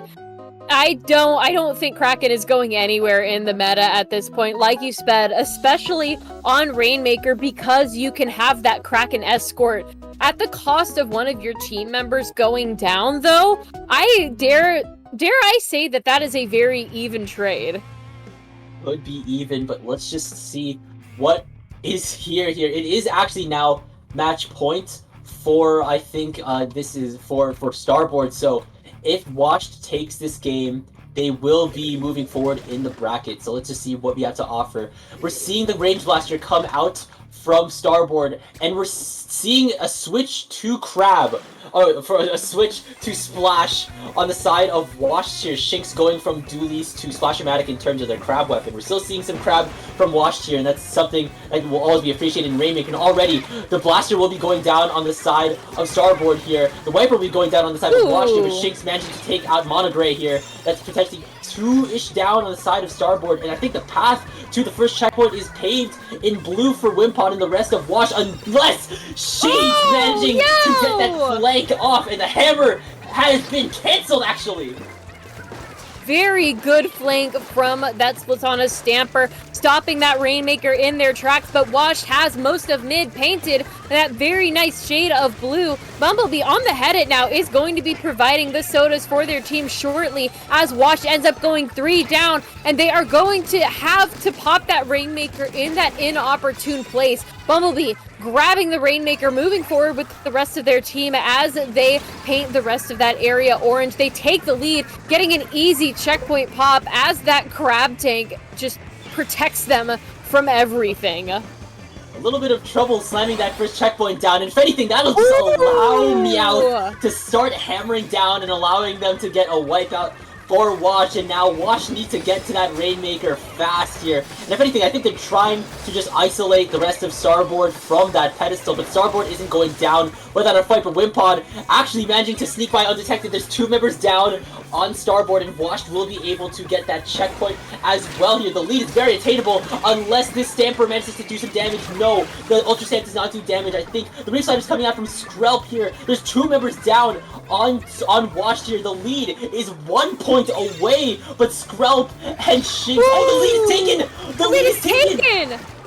The lead is taken! 1 point lead. Wash just easily, not really easily, they were easily able to get that checkpoint broken, but they had to fight to get that 1 point lead, and with that, it doesn't seem like it's going to be enough to bag them this game, because Starboard is taking the Rainmaker all the way up, and now they are looking for that clear path that they need, but then Stamp Throw from out of nowhere kills the Rainmaker in 1 blow!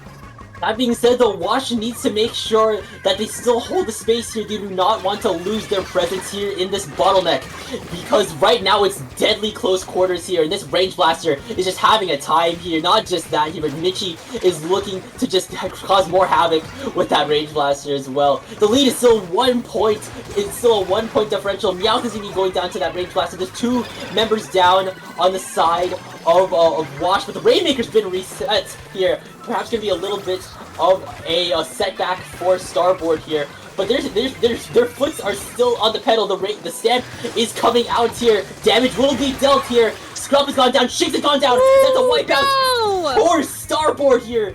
Could this be the opportunity they've been looking for? They are gonna grab the Rainmaker and easily take the lead, as the rest of Wash is still respawning. That Crab is not going to be able to cover that Rainmaker for very long, though, because 2 go down on the side of Starboard, and that means Wash is at the opportunity to grab that Rainmaker if they can get past that Range Blaster first. Unfortunately, 2 members of Wash do end up going down, but the Rainmaker is safely away from the goal. Wimpod now, with that Explode, just easily eating through that Rainmaker shield. They are going to be grabbing the Rainmaker, and with the rest of their team, they are going to start moving forward, but they have a mountain to climb, and the rest of Starboard in front of them in that mountain. They almost roll off the map, but just barely survive, only to get picked off by a member of Starboard. And now this Rainmaker is in a really precarious spot here. It's a really hard spot to reach because it's just so isolated on the map, but the bubble is being popped nonetheless. There's going to be 48 seconds and counting left on the clock here. Shinx is trying to hold their ground here, especially now that they have the Crab ready to go. That can provide at least a lot of firepower going into this potentially final push for Wash here, and now the hammer's coming out from Meowth here. They will be going down in a trade. There's at least 2 more specials ready on the side of Wash. They're back in control of the Rainmaker. Shinx is going down with Crab. That's a Crab being lost for Wash, but Wimpod is still in control of that Rainmaker. Wash still has 20 or so seconds left to take this lead back. It's still potentially a steep hill to climb. Scrub is moving in with the Reef Slider. Wimpod's making their move. Will they be able to take on lead? No! They won't! Oh my god! They won't And be able with to take lead. oh my no, god, the jumps are being camped. staggering. Oh. That is so unfortunate. Wimpod was unable to get it anywhere closer to that goal pedestal, with Starboard taking the victory, which means we are going to a game 3 here. We're going in to the tiebreaker, but before we do that here, there's still a little bit of Rainmaker to catch before we see it, and here's that final 25 seconds left here. It looked like almost for a second Washed had the means and had the path paved out in order to get that lead back here. There was a little bit of paint coming out from the Reef Slider, but not enough as members started dropping left and right. No, of course, with Monogray firing off with that crab tag. And then at that point, the stagger began as jumps started being camped, Scrub going down. And if anything, they didn't even need to pop the bubble here, as basically they had that game in the bag. And with that, we are going back to Barnacle and Dime, this time for a Splat Zones match for our tiebreaker. With these two teams having such very well-painting specials, it is going to be an absolute bloodbath in mid. I am predicting it here and now. I would definitely say so, and if anything, I'd also say that Washed Double Bucket Comp, I think this can, once again, this can actually stick here, perhaps even better than Humpback Pump Track. That Explosher, as well as that Reef Slider. Reef Slider especially can be very useful, even when, I'm pretty sure Barnacle Zones has at least a little bit of a rectangle in the middle of it, so it can't be entirely covered by one Reef Slider, but still, Reef Slider cheese is nothing to scoff at. That's some pretty strong cheese. Put that on a charcuterie board. Yeah, it is the fine aged cheddar of the charcuterie board of any cheese of all time when it comes to that. But we are going to be looking again at these team comps here, see if anything has changed between these two teams. And it seems like not much, except I see a carbon on the side of Washed. Mouse switching to the carbon. Shanks is going to be staying on that Splash-O-Matic there, alongside the Dreadringer and the Explo from earlier. And unfortunately with that, it seems like Wash is going to be going 2 down in the moment, which leaves Starboard out in the middle, ready to paint that zone. Yep, and if anything, Zone is still in neutral though, it's still a bloodbath. Oh! Wash will be able to take first cap here, but with a lot of members of Starboard still on, actually, it won't be enough to deal with the amount of paint that Wash has in store here. Wimpod has the triple splashdown ready to go. That perhaps is their Zone cheese special, and they still have this hold here. They are still moving. They're going past the 80 threshold. They're going to be moving into the 70s here. This lead is now starting to become a runaway. Now they're starting to go up on Starboard's plat, attacking them in their court. Yeah, but with that crab out, they need to move back a little bit lest they be destroyed. And the stamp coming out from Starboard. And it seems like 2 members of Starboard go down in the moment from that triple splashdown, which means that Wash still has control of the zone. Mono on those dualies is really unable to compete against that carbon as they both go down in a knife fight up on that platform. And they are still running away with the zone. We might see 100-0 if they are able to keep this zone painted. But here comes the Ultra Stamp here. They need to watch out for what Shade has to offer. They do shut down Shade! No one is left on Starboard! It's like you said, Cardi, a 100-0 game that you just saw right here from the Pokemon named members of Washed. Washing Starboard out in a 1-2 set. And I'm sure that you are very stoked to see these specific team members moving on, especially since you are the one with the Sphere profile picture. Oh yeah.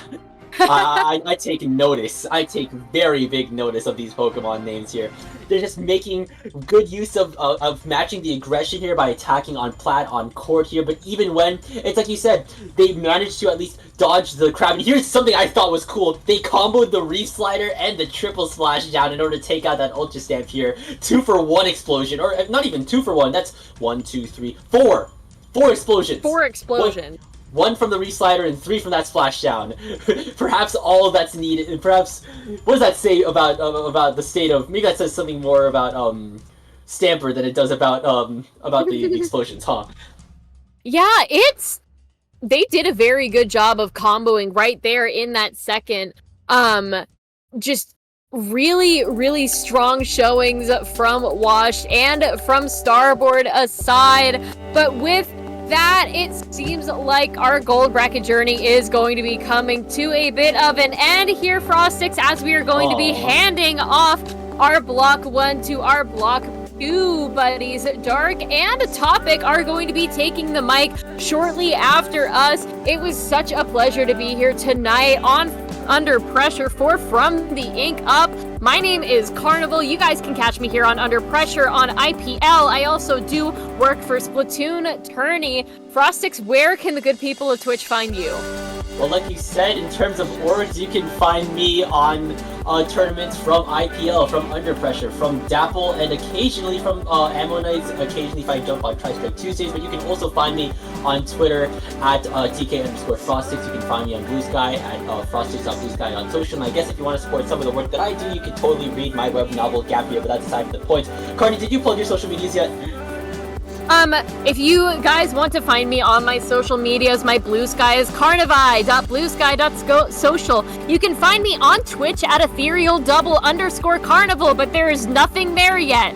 Maybe not for long. I'm feeling like I might start streaming soon. I'm not sure what yet, so keep an eye out on my channel if you want to learn more about that. And if you guys aren't entirely tired of me and Frostix's voices after all of this commentary for From the Ink Up, please do us a favor and catch us tomorrow for the qualifier 2s of SAC over on IPL. I will be commentating on Block 1 while Frostix will be commentating on Block 2. Yeah, there's not enough Cardi and Frostix yet in this era, but that's gonna be us from this half of Under Pressure. It's like Cardi said earlier, you're gonna be hearing from SPF Dark and Topic next, so don't go anywhere. There's a lot more gold bracket coming up soon.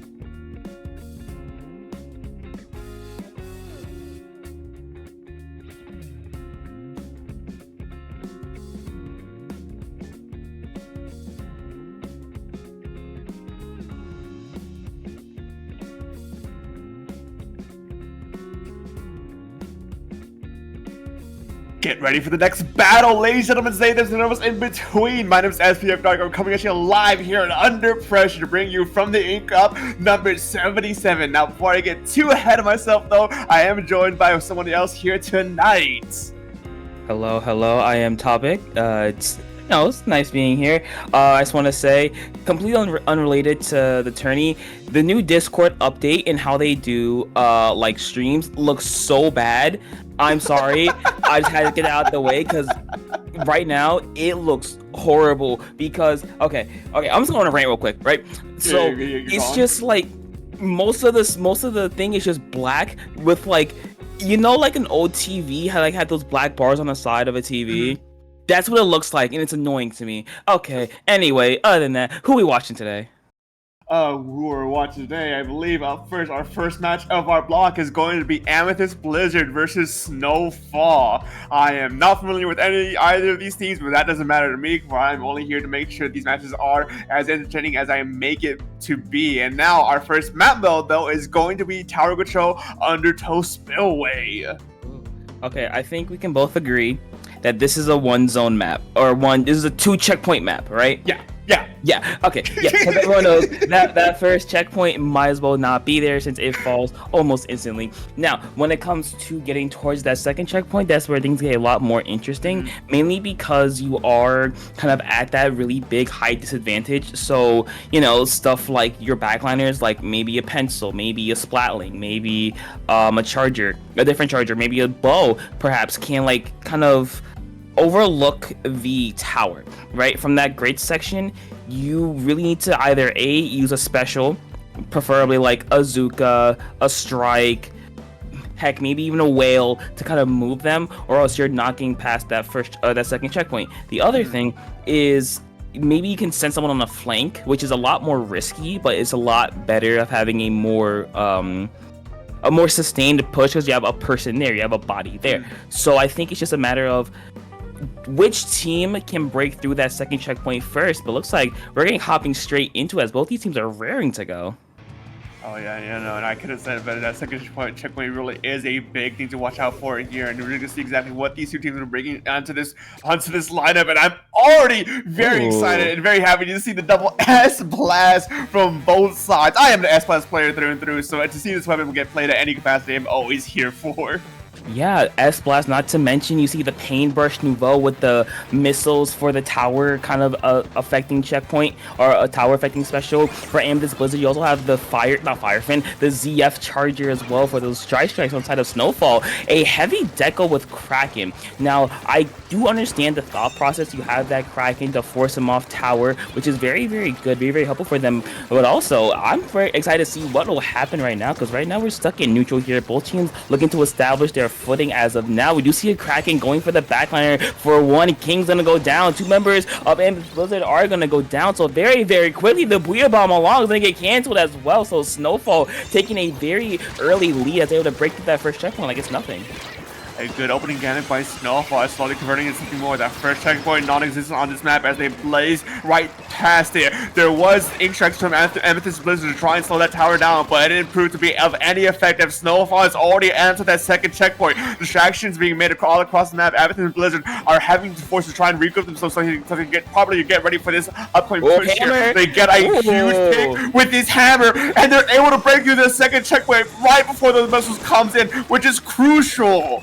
I mean, yeah, like a hot knife through butter. Snowfall is just running through these points as well. Amethyst Blizzard able to stop them, at least for now, but I think that'll be the end of the push. But Snowfall making their presence known incredibly early as getting through those first 2 checkpoints. Very, very huge. Now it's up to Amethyst Blizzard to kind of react, kind of, slow the game down a little bit, because so far Snowfall, they've been playing very up-tempo. They've been playing very aggressive, and that's been working out for them really well. And now Amethyst Blizzard, it's up to them to make sure that they can respond to that effectively. Yeah, Snowfall now being the ones to be on the back foot a little bit as Amethyst Blizzard is getting their own push going up as 3 falls from Snowfall. Amethyst Blizzard is going to push past his first checkpoint, and now we're looking to try and get ready for the second checkpoint, but one player does fall from Amethyst Blizzard from the tower. I don't even know how they managed to fall there, but they do, as they unfortunately do manage to go past that first checkpoint. That S-Pass on the left-hand side is looking and gets one player going around to try and swing to get another click here, but no, 3 down for Amethyst Blizzard. Unfortunately for them, means that Snowfall's be able to retake this tower and send it back to mid. Yeah, very, very clutch stop there by Kior, I believe that's how you pronounce that, on the side of Snowfall here. Just being able to kind of stall out that tower for a little bit, being able to make sure that the rest of their team can be there to kind of collapse on that was very, very useful here. See Ballistic, unfortunately not able to get the kill there onto Jester, managing to keep their life for a little bit longer along with that Kraken as well. So now Snowfall, 2 minutes to go left in this game. They just have to hold on here. They can't play too passive because they know Amethyst Blizzard will be there, but they can also, not put themselves in the harm's way, like Jester may be doing right here. Yeah, a good use of Kraken here to discourage any pushes from Amethyst Blizzard. And in the midst of all that chaos, 3 does go down. So Snowfall is able to get this push going on their side once again to see if they can actually try to extend their lead this time around. There is a flanking Ballistic with the S blast here. Unfortunately, it goes wrong as they get picked out immediately. Inkstrike trying to slow down this tower and its path, but no, it doesn't seem to be proving much effective here as they're already at the contested checkpoint they were at already. Heading to that third and final checkpoint. just trying to see if they can hold on for a little bit longer. But Amethyst Blizzard does hold on at least for a little bit and push it back a little bit. But Snowfall holds it strong here on this tower. Okay, 2 members of Snowfall went down, just exploded somehow. Amethyst Blizzard getting that monkey off their back at least for a little bit here, but Snowfall doing a really good job of keeping the tower on Amethyst Blizzard's side. They're making sure that the clock keeps running as they enter the last minute of the game. They're making sure that Amethyst Blizzard has to take a really long way to get to that checkpoint. And unfortunately for Amethyst Blizzard, they're just gonna go 3 down to a flank by Kior. Snowfall are just putting up a ton of pressure on Amethyst Blizzard's side, and so far they've been doing a really good job of making sure of keeping this up again and again and again as Stormy gets another kill here. Yeah, a good hold from Snowfall as things are starting to fall apart for Amethyst Blizzard. There's only 30 seconds left in this game, but 3 down for Snowball. This could be the turn they need to try and attempt an overtime victory here. Jester trying to hold their ground as best they can. They do manage to get 1 pick before backing up to regroup with the remainder of their team. Snowfall now ready for this upcoming push from Amethyst Blizzard. Just waiting it out, knowing exactly when they had to stop for this checkpoint here. The Shark Strikes are coming out to try and slide by themselves enough time for the tower, but no, they unfortunately do go down 3 players. So 5 minutes later, just fighting out here, but the Kraken's going to be trying to do everything they can to get it out of there. The Ballistics holding us strong with the Kraken. They're forced to jump out. They can't pass that second checkpoint. It is not over yet, folks. And there is this Blizzard to keep this momentum going. And they're going to get 1 more point, taking it in overtime, just like that. Okay. In the business, we call that just going at it. Cause I don't. Okay. All right. So let me break. Okay.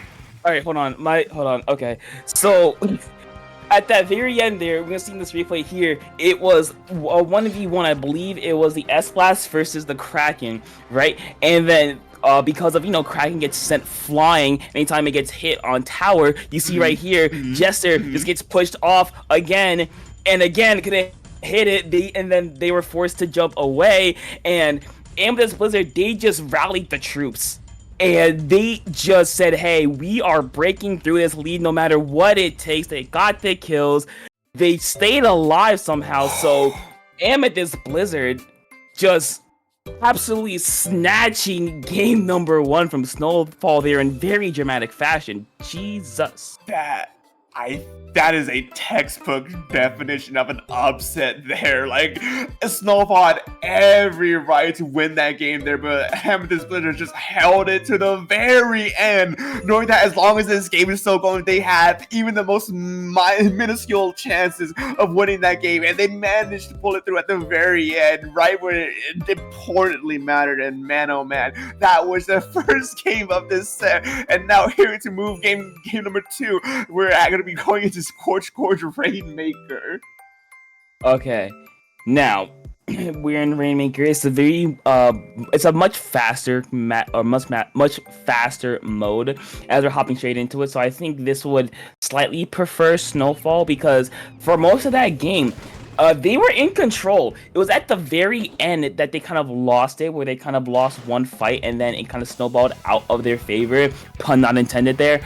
But I think now, since we go to a mode that can end it in like 30 seconds, I would be surprised if they're able to win this one. And now we see both of these two teams are just making a breakaway for here and managing exactly what's going to be happening in this first fight here. We do see 2 players going down almost immediately, meaning that they're going to have the advantage to try and push up and get some momentum going on their side. But they're actually going to just play it slow and steady to see exactly if they can get a proper pathing up to that first Rainmaker Duck. No, unfortunately getting shut down for the backlighting, the flanking paintbrush. Yeah, so Snowfall is in it. There is in the yellowish color. They managed to get a couple points on the board here. King able to get another pick as well, trying to stop Snowfall from getting any more points. But Amethyst Blizzard, a very good job of holding on to that ramp, not letting that fall really easily, because this is a real, I won't say it's the biggest choke point of this map, but I feel like once that first checkpoint falls, you can really score points easily. Now it's up to both of these teams to kind of respond, say, hey, you cannot get past him. See right now, Amethyst Blizzard looking and trying to get past this ramp section here. Another member is going to go down. No wiper for Snowfall. The reef sides are going to come in from Cure. They're able to at least be a distraction and cause their downfall, but not quite able to do a whole lot other than that. So Amethyst Blizzard, with a little bit of a delay with this ink vac here, they're able to at least keep mid painted in their color. Now, right now, both the two teams are still fighting it out mid to see exactly if they can get much of a push going on. And this Blizzard might be able to take the lead here, potentially get this first checkpoint knocked out. But no, they back up a bit and get it picked out immediately by Snowfall on the Charger. And now we're seeing Snowfall moving aggressively here to try and reclaim this Rainmaker as best as they can, especially with Tactical online. But no, Everton Blizzard just pops that Rainmaker instantly. It goes in and gets the dunk. Yeah, they were to get the dunk, but not a whole lot extra. So in reality, Amethyst Blizzard, they don't have that much far to go. But Ballistic just taking it, pulling an Arashi, and just going. They're not gone just yet. But you know what? We play Splatoon. This is why they sat in one corner of ink and just waited, and they got their opportunity. So now Snowfall, having gone from what, an 18-point deficit to now an 86-point deficit, they have a lot of pressure on their backs. Now they have to knock out if they want to win. Yeah, a knockout scenario to win here is absolutely brutal for Scorch Courts. With that final pedestal being right under your enemy's spawn, it's gonna be so hard to get to that point. And man, oh man, they have such a huge amount to climb, especially Gulia. We're having a beautiful snipe here against the Rainmaker, stopping that push, stopping that hold as we enter the final 2 minutes of this game. Yeah, last 2 minutes of this game. If you're Snowfall, you have to climb a really, really massive hill. Now you have Gulia, this charge you have to be very careful of. You have the heavy edit, just with that paint. You have the paintbrush that allowing Amethyst to just paint up so much and just kind of hunker down in their base, not let you do a whole lot. So if you're Snowfall, I think you really have to rely on that Reef Slider, on that hammer to get these picks that are very helpful. There's Ballistic going down, able to save the Rainmaker for a little bit longer, but not a whole lot as the Rainmaker's going down almost instantly. King going in, not able to find any picks though, but that did waste time as we enter 80 seconds remaining into this game, and Snowfall still have a very long way to go. That's a good start with 2 members down on Amethyst Blizzard. Yeah, things are starting to look good here. They get a 1-for-1 trade here on that ledge between the two Sultanas, but unfortunately Snowfall isn't able to get that dunk at all as we have the last remaining member jump out for safety. Amethyst Blizzard going to be able to pop that Rainmaker without any contest whatsoever. And now 1 minute remaining in the game, Rainmaker in their possession. They have absolutely the entirety of this timer to run out the Rainmaker and be able to win this game and stall it out if they choose to do so. But going a bit over eager there, they do end up dropping that Rainmaker, and I think that's huge for Snowball. They have at least one more opportunity to try and pick it up here and win it here. But unfortunately, that is a disconnect from Amethyst Blizzard. Oh no, very unfortunate. It's way too late to replay this now. If you're Amethyst Blizzard, you have to play this out, but thankfully you do have that choke point right up to the Rainmaker goal to work with here. You have 15 seconds left. Unfortunately, 2 members are going to go down there. Snowfall, they're barreling their way forward. The cavalry is out, able to get Gulia down. Jester will slam it down. Lead is gone, and Snowfall, with a little bit of help, is able to win game number 2, bringing us to game 3. Oh man, I mean, if you're Snowfall, you'll take the win, but I know for a fact that that's not how you want to take that win. A disconnect at the last second, right as you got to get your push going in here to just keep yourself alive in this set for a little bit longer. Like I said, you'll take it, but that's not a good you'll take it. And this third game here, it's really going to test both of these two teams. Amethyst Blizzard definitely wants to try and make sure they can rightfully win this set here again, or is it going to be Snowfall who's going to prove themselves that no, we're the ones who can actually win the set at the end of the day? Because man, oh man, these two teams are just fighting it out against each other in this game. I mean, yeah, they are really fighting, going blow for blow as we go to game number 3, Splat Zones on Robo Ramen. I can see the paintbrush for Amethyst Blizzard doing a lot of work here because, it is Robo Ramen, so, it does have those ledges to work with, so brushes can be very helpful on the side of Snowfall. If they decide to keep with the Reef Slider on the Dreadringer, very useful as well, because Dreadringer, one of its best modes in the game is Splat Zones, of course. Reef Slider can help you get in, of course, with that ramp being the main, not choke point, but the main area teams that could go through. That could be very helpful there, so it could go either way, honestly. I could see either team winning this. Yeah, I mean, it's so hard to tell right now, because especially with that first game, Snowfall had a really solid lead over Amethyst Blizzard before unfortunately just crumbling at the very end. And in the last game, Amethyst Blizzard had a very solid lead over Snowfall before, guess what, unfortunately crumbling away at the very end. But this time, though, it was through a disconnect here. So it's really hard to say exactly which way this game's going to go, as both these teams are kicking it off here. And already I do see an interesting new weapon here on the field, and that's going to be the Mint Decapitator. Yeah, I understand the pick. You have that bubble. You have Decap just being a really good weapon, main weapon itself. You have the bubble to kind of, protect your lead, because you can put a bubble down on the enemy ramp and make it very hard for them to do anything. But here, with the drive-by Reef Slider, able to get, I believe, a triple kill, the wipeout as well. Snowfall have not come to play, as they are pushing up very far and sending a statement that, hey, we didn't need that DC to win, and so far doing a pretty good job of proving that. Yeah, a good attempt at a hold here to try and lock Amethyst Blizzard out, but special after special after special from them means that Snowfall had to keep taking steps back further and further and further to the point where Amethyst Blizzard is able to retake the zone once again and give a heavy amount of penalty points to Snowfall. But the restart coming in from Snowfall is able to flip the fight, and two players go down once again from Amethyst Blizzard, and they're going to be able on the back foot once again as Snowfall goes in and goes on the advantage. Yeah, very good job by Snowfall of responding. I know their life flashed before their eyes when they saw that decaf sliding right at them. But yeah, Snowfall has been doing a really good job of, responding to whatever they're doing. Ballistic going in, able to get one, not able to quite get another one. But you see Snowfall, they broke through their penalty points, and now the scoring can start. If you're Amethyst Blizzard, you don't have to worry just yet, but you do have to at least put some pressure on to Snowfall. That's a good start. You have the missiles, you have the strikes. Can you go off that? There's two members down. That's really good. They really, right there, you saw that they use their specials to kind of facilitate them going in there. Yeah, good use of specials to get the advantage once again. Now Amethyst Blizzard are going to be the ones trying to lock Snowfall out here. They don't have that many penalty points to get through, and they're now just trying to look to see if they can get close to the lead, close the point differential between these two teams. And Snowfall is going up for their own push. Unfortunately, the hammer gets canceled out, but we do see the Kraken and the Reef Slider coming in to try and take the zone, but the Reef Slider does unfortunately get canceled after the ending lag, and with the zone still under Amethyst Blizzard's control, it's going to be a very hard retake here as Snowfall is just going down one by one. Yeah, their lead is slowly crumbling. Only 10 points separating these two teams. Amethyst Blizzard have a really good hold here, but Snowfall are not giving up. They're the strikes to hold it. Cure is going to go in, able to get one, able to actually not quite hold on to the lead as Amethyst Blizzard was taken by 1 point, and there it is, a large penalty on Amethyst Blizzard, and Snowfall again recapturing that zone. But now can they hold the here? Oh my god, the unfortunate timing there if you're Gulia there, or if you're the heavy edit there.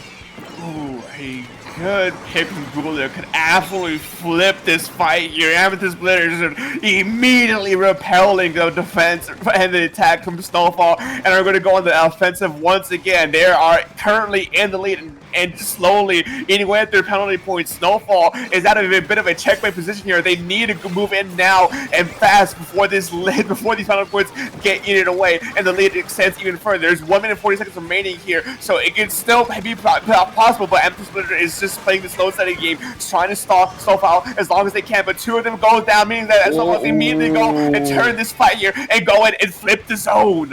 Yeah, the threat of the Hammer and the Kraken doing a whole lot as 3 members of Amethyst Blizzard are going to go down there. Goalie with a nice pick as well to keep Snowfall back, at least for a little while here. Now, if you're Snowfall, you've seen that they can hold before, but the question is, can they hold for long as they're getting these trades, which are very, very helpful for them. But at the same time, you're going down. It's not a whole lot you can do there, but that's a good start. 3 members of Amethyst Blizzard are going to go down. There's just King there trying to at least do something. They're going to go down as well. 10 ticks remaining for Snowfall, holding on. Blizzard's going to be there not for long. They're going to get picked out. Cure with the victory, Reef Slider, and that will do it after a very, very back and forth game 3. Snowfall will be the ones to hold on and to win a very entertaining set. Yeah, I mean, Snowfall losing the first game in a just havoc, stressful overtime loss against Amethyst Blizzard to taking the win against Amethyst Blizzard due to a disconnect there. You know, things are a bit shaky. You got the win, but at what cost here? To now, here, Amethyst Blizzard was unfortunately not able to keep up with Snowfall, and they were just able to actually use everything they learned from the past 2 games to a perfection at this, I want to say anyways, as they're able to just keep a good control on mid and keep Amethyst Blizzard out. Yeah, I mean, yeah, once Amethyst Blizzard, or no, once Snowfall got in at the very end there, they just managed to keep Amethyst Blizzard at bay. They managed to keep them staggered. They managed to keep it so they couldn't come together as a team, and ultimately that is what gave them the win. So congratulations to Snowfall to moving on to semifinals. Unfortunately for Amethyst Blizzard, this is where your tourney run ends, but fear not. Listen, there's always another FTIU. You did it good. Just fix up a couple of mistakes, you know, don't DC, hopefully, and yeah, we'll see. But with that, that'll be it for us for now, but don't go anywhere because we have more FTIU coming up to you in a little bit.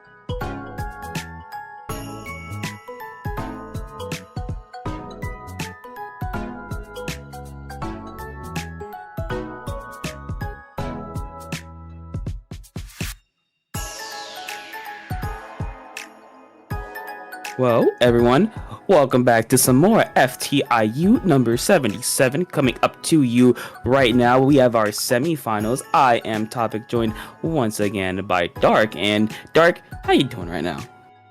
I am doing very well. That first game we saw was very entertaining, and at this point I have high expectations that this next set we're gonna be heading into is gonna also be just as entertaining. As we're gonna see here exactly who's our next set here. It's gonna be Kiwi Ice Cream versus Minecraft Bedrock Edition.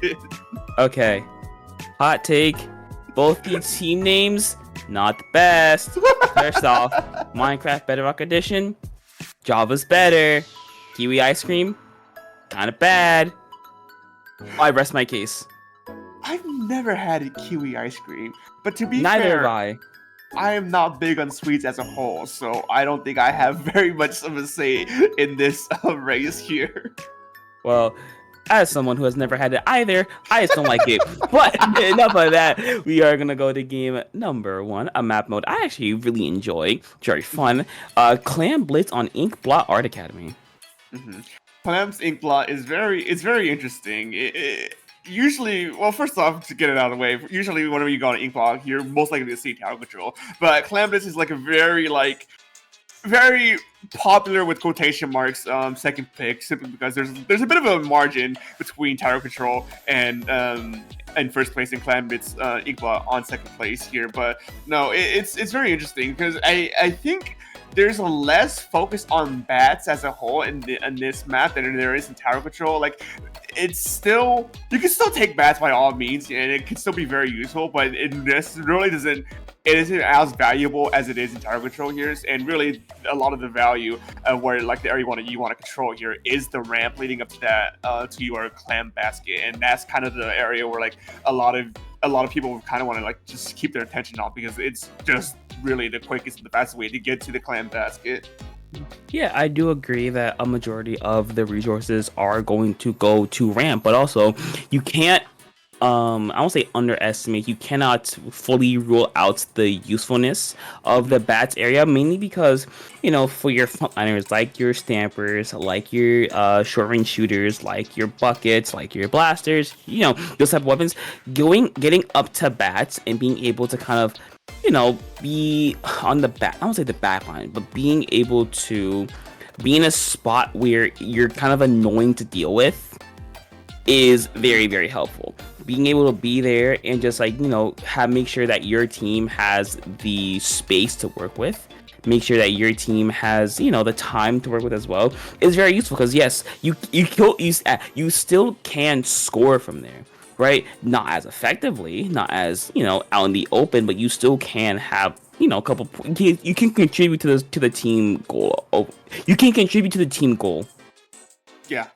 Yeah, no, exactly. It's like bats is helpful in this map mode in a different kind of way than it is for tower control. You know, like it's a good tool for a lot, as you mentioned. It's a good tool for a lot of frontliners to just try and like be annoying with. And the reason why it's effective in that way is because, like you mentioned as well, a lot of the attention is towards the ramp heading to the clan basket, meaning there really isn't a lot of attention going on to bats, meaning if someone does go off of a sneaky play around bats and goes to try and be a menace or a nuisance, it has a lot of higher value, simply because on a baseline not a lot of people are going to be looking in that area anyways. So it's good for a different reason than it is good for tower control. But I do believe we are still waiting on these teams here. So I am curious to see exactly what might be coming out from both of these two teams in terms of weapons. We get a bit of an overview here on what these two teams play on a general sense, but I'm not sure exactly what they want to try and commit here in this first game mode. I don't know. I do see some 52, some brush, some tetras, you know. But I think when it comes to backliners, I could see, heavy edit is very popular, especially on Clan Blitz itself, because it's very, fast. I won't say fast paced, but it's very, you have to be very mobile, right? That makes sense. So I see heavy edit, pencil, of course, it's pencil.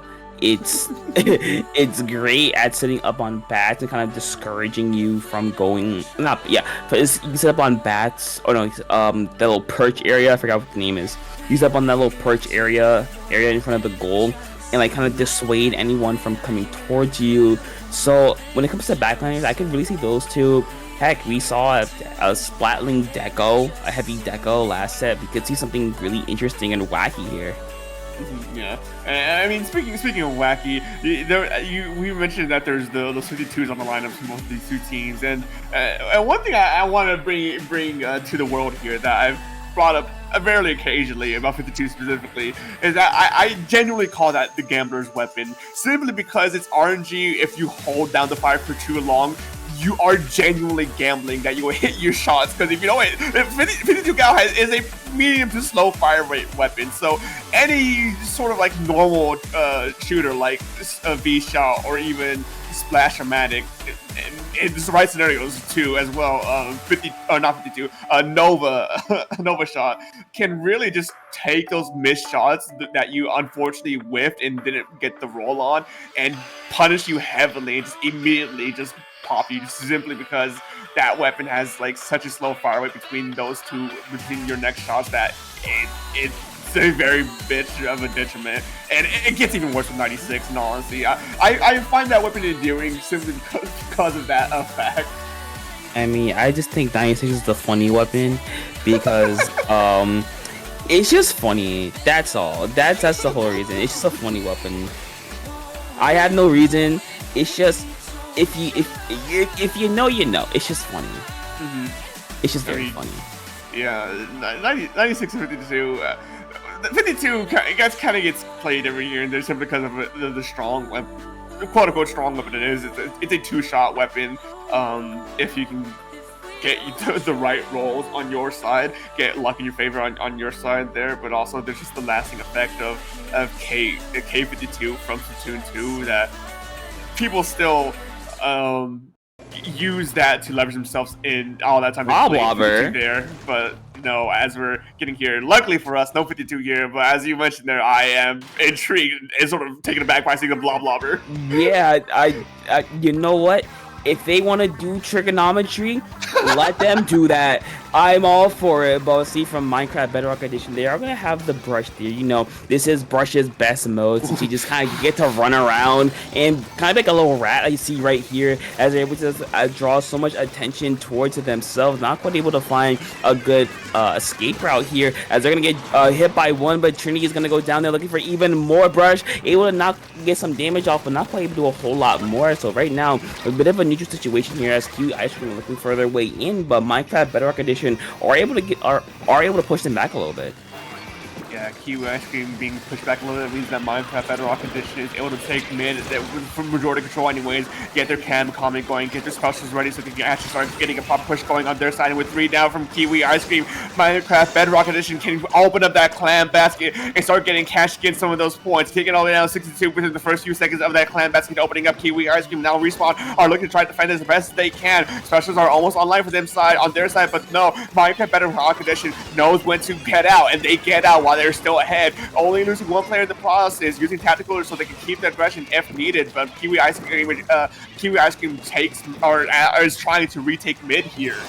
Yeah, they're trying their best. We see Ice Cape here able to get some damage onto one of the members of Bedrock Edition, not quite able to do a whole lot there, as he had that cover fire from the knock being very, very crucial there. Bedrock Edition is trying to force their way in once again, keeping Kiwi Ice Cream on their back foot. The Blobber is going to go down here, so Bedrock Edition can push up a little bit here, try to, you know, take some space for themselves here, but they're going to be forced back once again. So right now we're still in neutral here. One member is going to go down though for Bedrock Edition. 2 members for Q Ice Cream are going to go down here, so Bedrock Edition has an opening that they have been looking for to score even more. Potentially they have 2 balls to work with at the moment here. The Tri-Slauncher is going to go in air, they're going to go down instead. The one is going to go in, one ball is going to go in, not quite the other one. So Bedrock Edition, through all that, managed to score 1 point.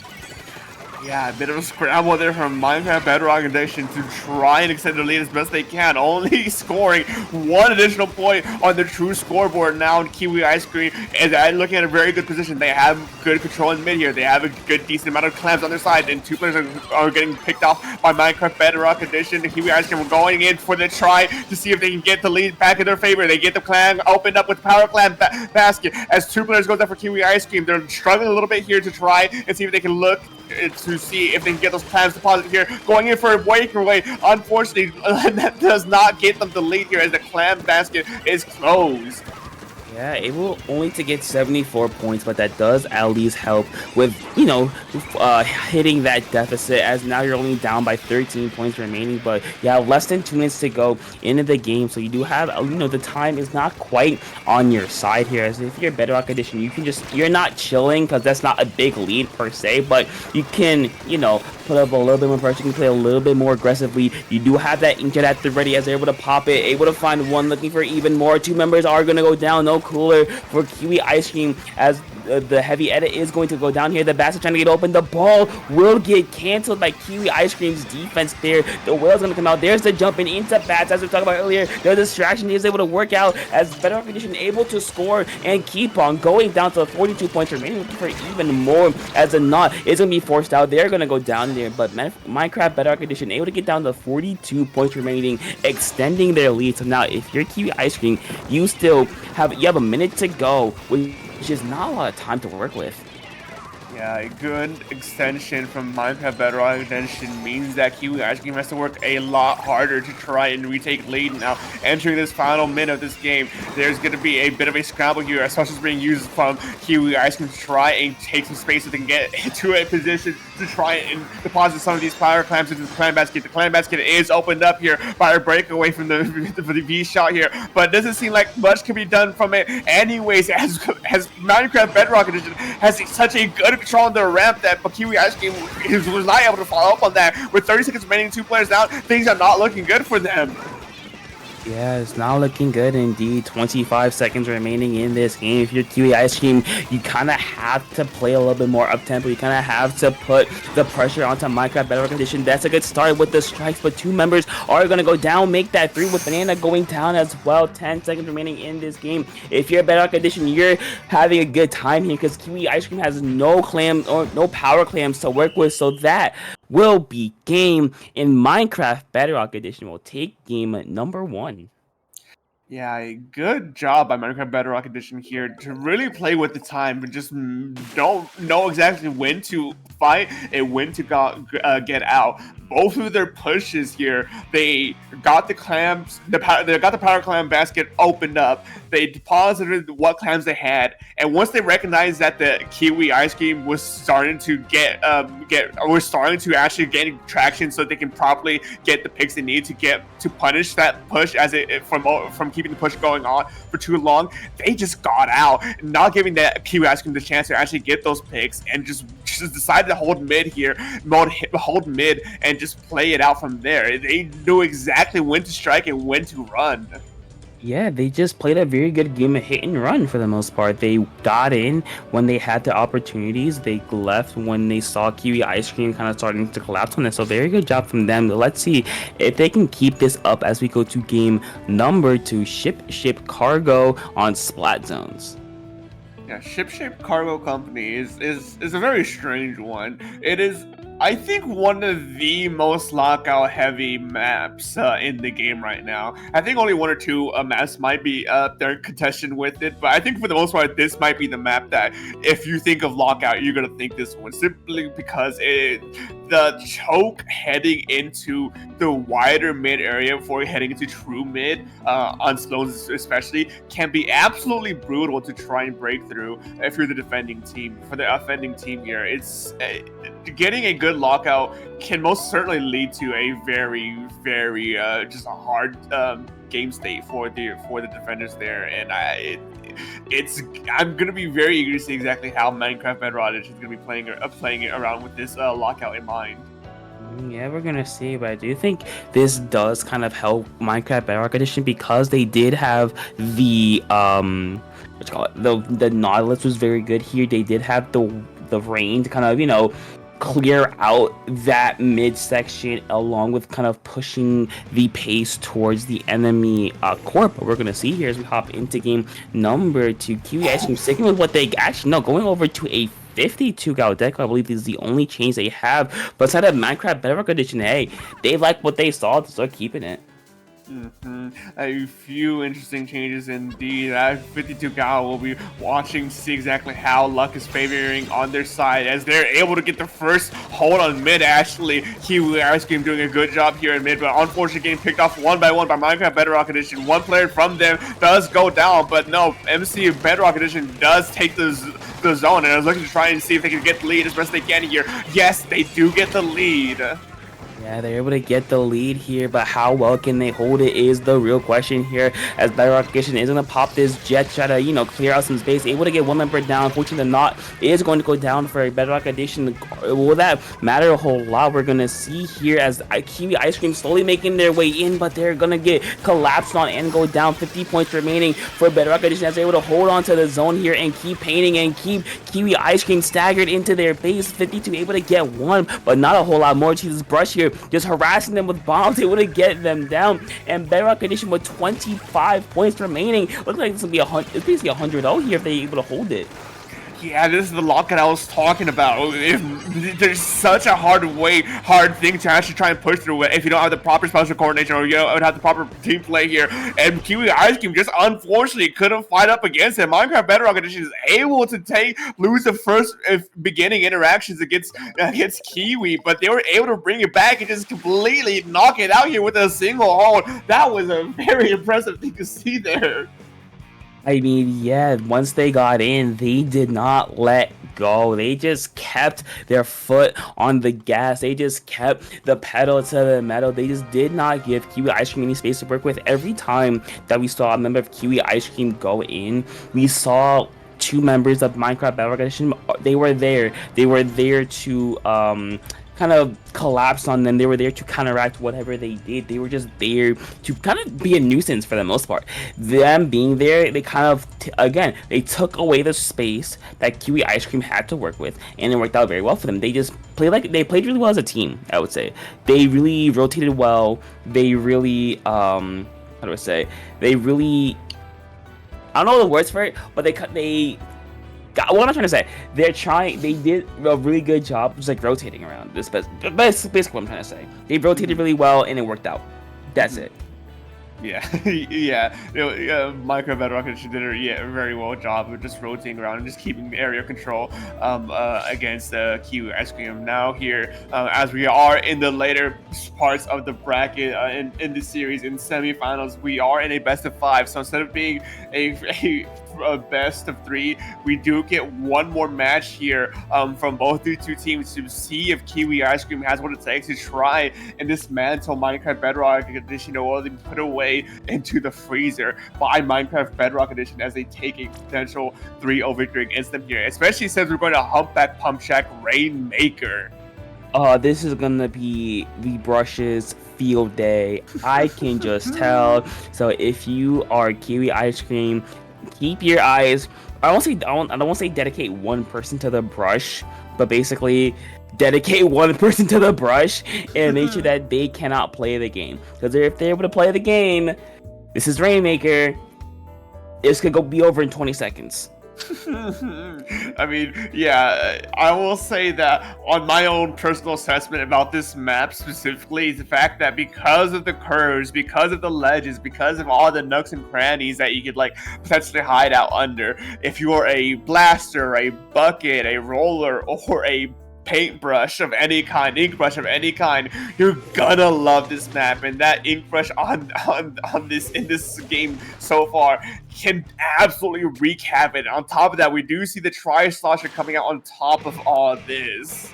Yeah, we're gonna see here. We're gonna see Kiwi Ice Cream. An interesting change is going over to the Hydra Splatling along with the Dapple Dualies. Very interesting weapons from them, going over to that, the cooler and the Booyah Bomb. Kind of clear out that elbow area from the side of Minecraft Bedrock Edition. Going over to a Dynamo plus a V-Shot. You know what? I'm here for it. You know what? If it works, hey. They know something I don't, basically. Let them cook, as some of us would say.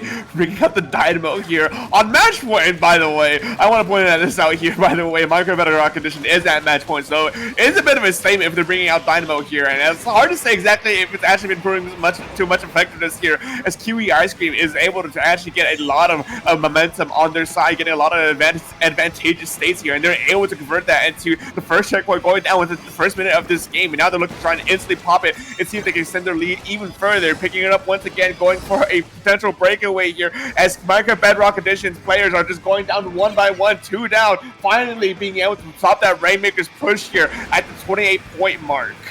Yeah, I think that the help of the Hydra, just giving them that cover fire to work with, is very, very helpful here. The Booyah Bomb is going to be popped by the Hydra to get a couple more points down to 18 remaining. So Kiwi Ice Cream, a very, very good lead here. So be Bedrock Edition, you're going to try to recover from this as best as you can. We're going to see as they're able to get a couple members down again for Kiwi Ice Cream. So that means they have a little bit of space to work with. They have an opportunity here to catch their breath and try to get out of their base and try to get this Rainmaker out of here. But Kiwi Ice Cream, I think, has their number figured out here with this Hydra switch.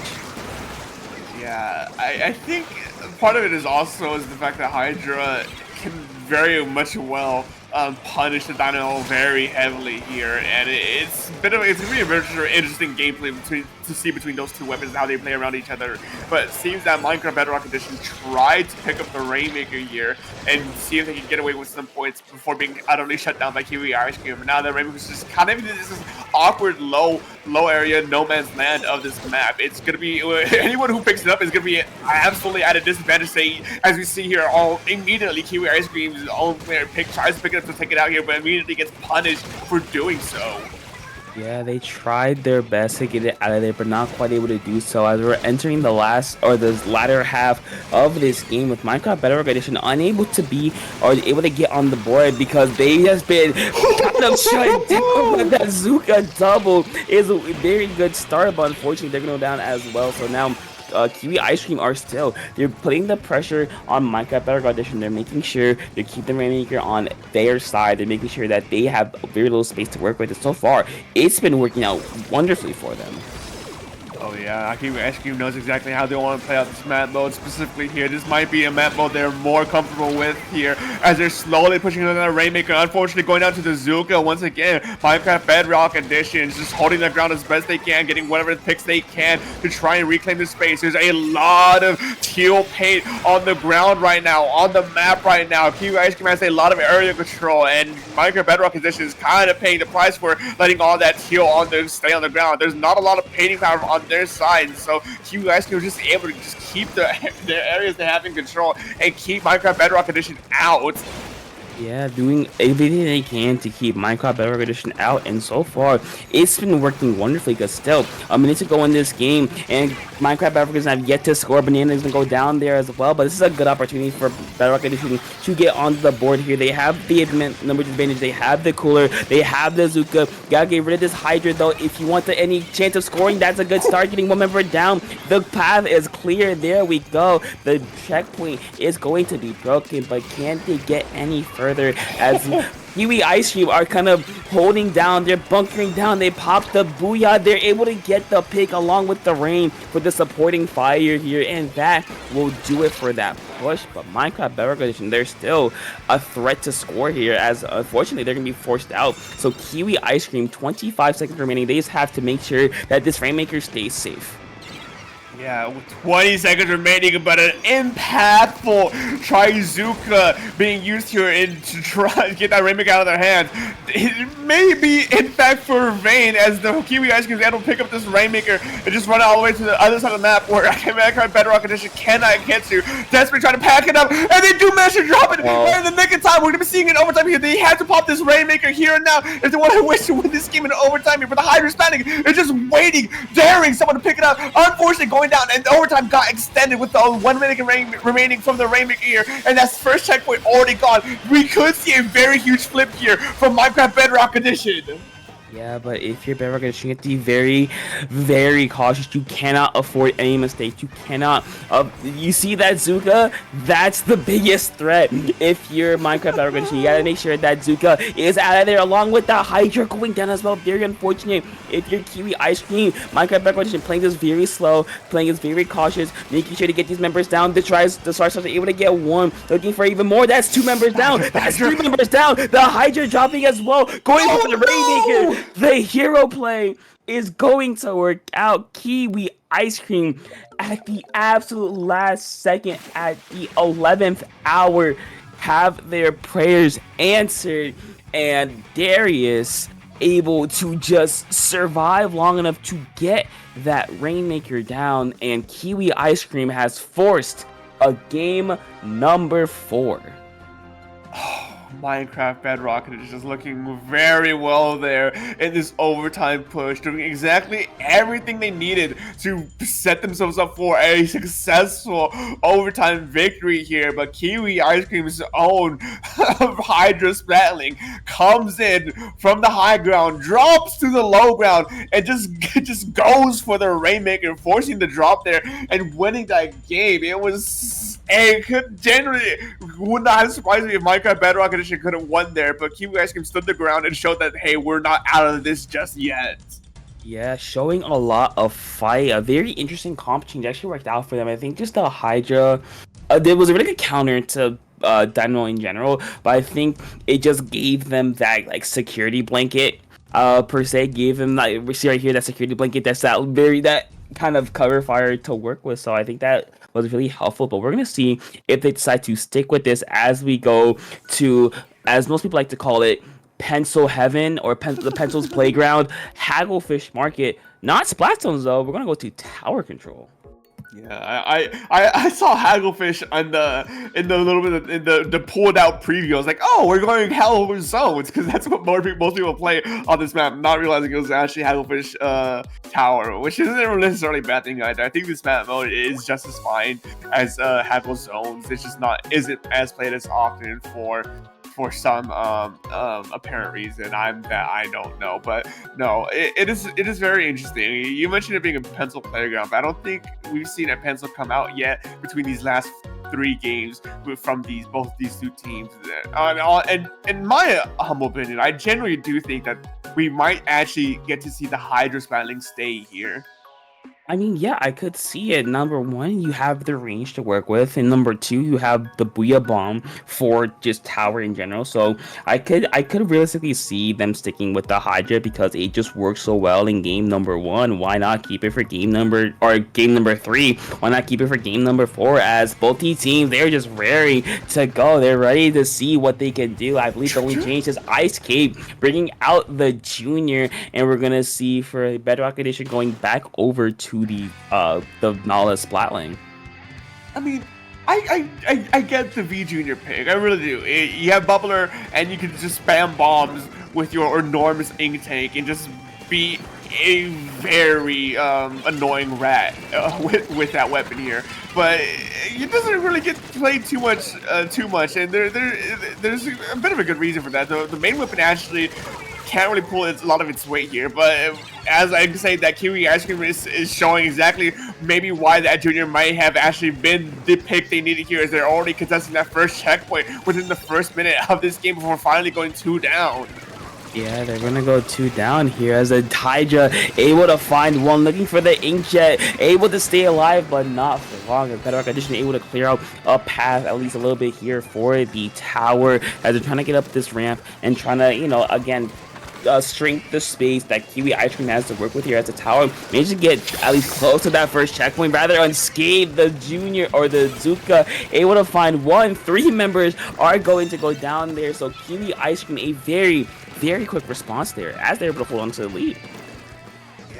There's only an 8-point differential though, so this lead could absolutely be swapped at any given point. So it's up to Kiwi Ice Cream to try and push this tower as far forward as they can to extend their lead as far forward as they can. But 2 unfortunately goes down. Booyah Bomb is popped and maybe thrown at the wrong place as they're immediately punished. The last player standing, trying to fight for that first checkpoint, unfortunately does go down before that first checkpoint is popped. Now Minecraft Bedrock Edition is moving back to mid, looking to try and meet Kiwi Ice Cream once again to try and keep them staggered as they take control of this tower.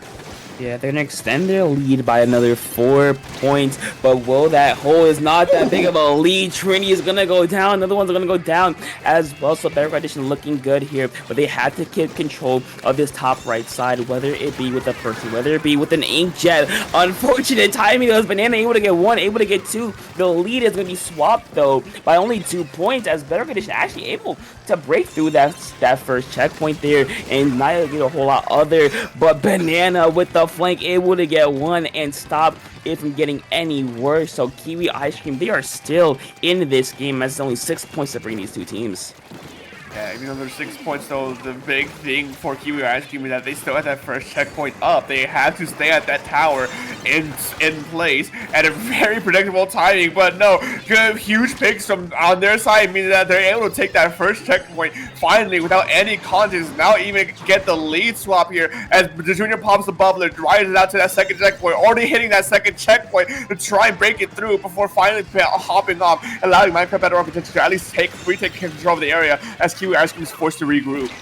Yeah, they're forced to regroup. 2 minutes to go in this game. Booyah Bomb is going to be popped to try to get a kill. Not quite able to get one. And now, if you're Kiwi Ice Cream, your main objective here is to make sure that that lead does not fall. You have to make sure that that second checkpoint is nowhere near falling. Unfortunately, not a good start as the Hydra is going to go down here. Bedrock Edition looking for an opportunity here to get points on the board, to get even further. But again, their biggest obstacle is going to be that top right side. If they're able to get someone there, they're able to at least get a lot of pressure off the tower's back. The booyah or the strikes are going to come out to do just that, but how will that last as another one's going to go down as well? Kiwi Ice Cream are going down and getting staggered again and again and again. The flank from the Barsh not quite able to get anything going there. The Zuka not quite able to do a whole lot there, but Trinity plus I believe it was a Zuka shot as well, able to get 3 members down on Minecraft Bedrock Edition. So very clutch. 4 points separating these two teams, and this is a very, very back and forth game.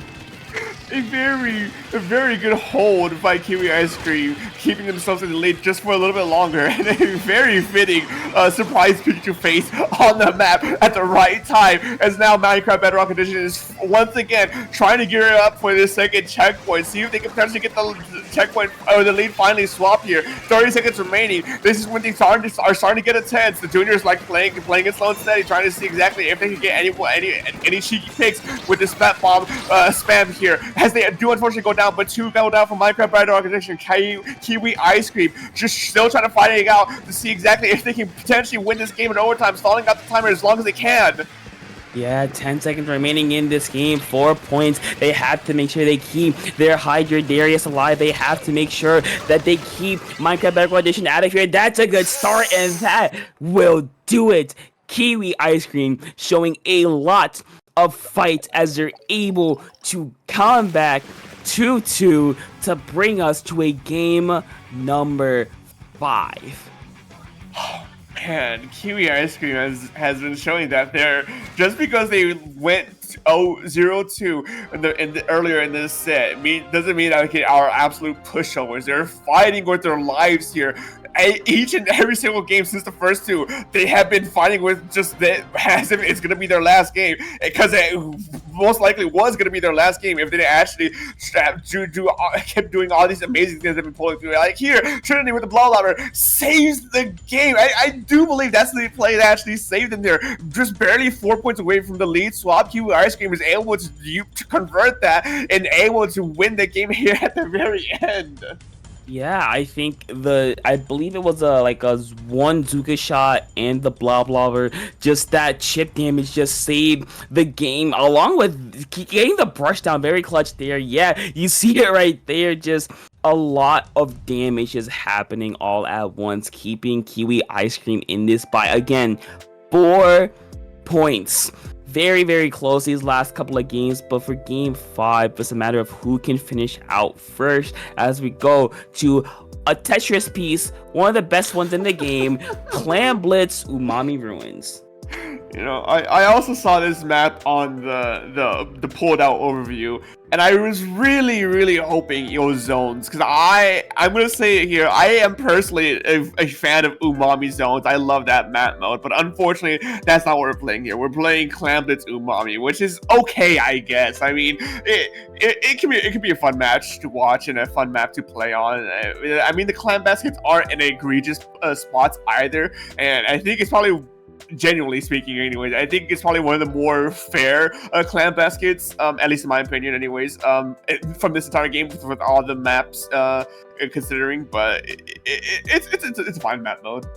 Yeah, it's a very fun, but I think where what a lot of teams struggle with is once the enemy scores, it's very easy to get locked out, right? Mm-hmm. Because most of the time the enemy team is going to have the silo area, and they're a walk, skip, and a jump away from your base. So it's very easy to kind of get staggered because you're going to be locked out if you let the enemy team score.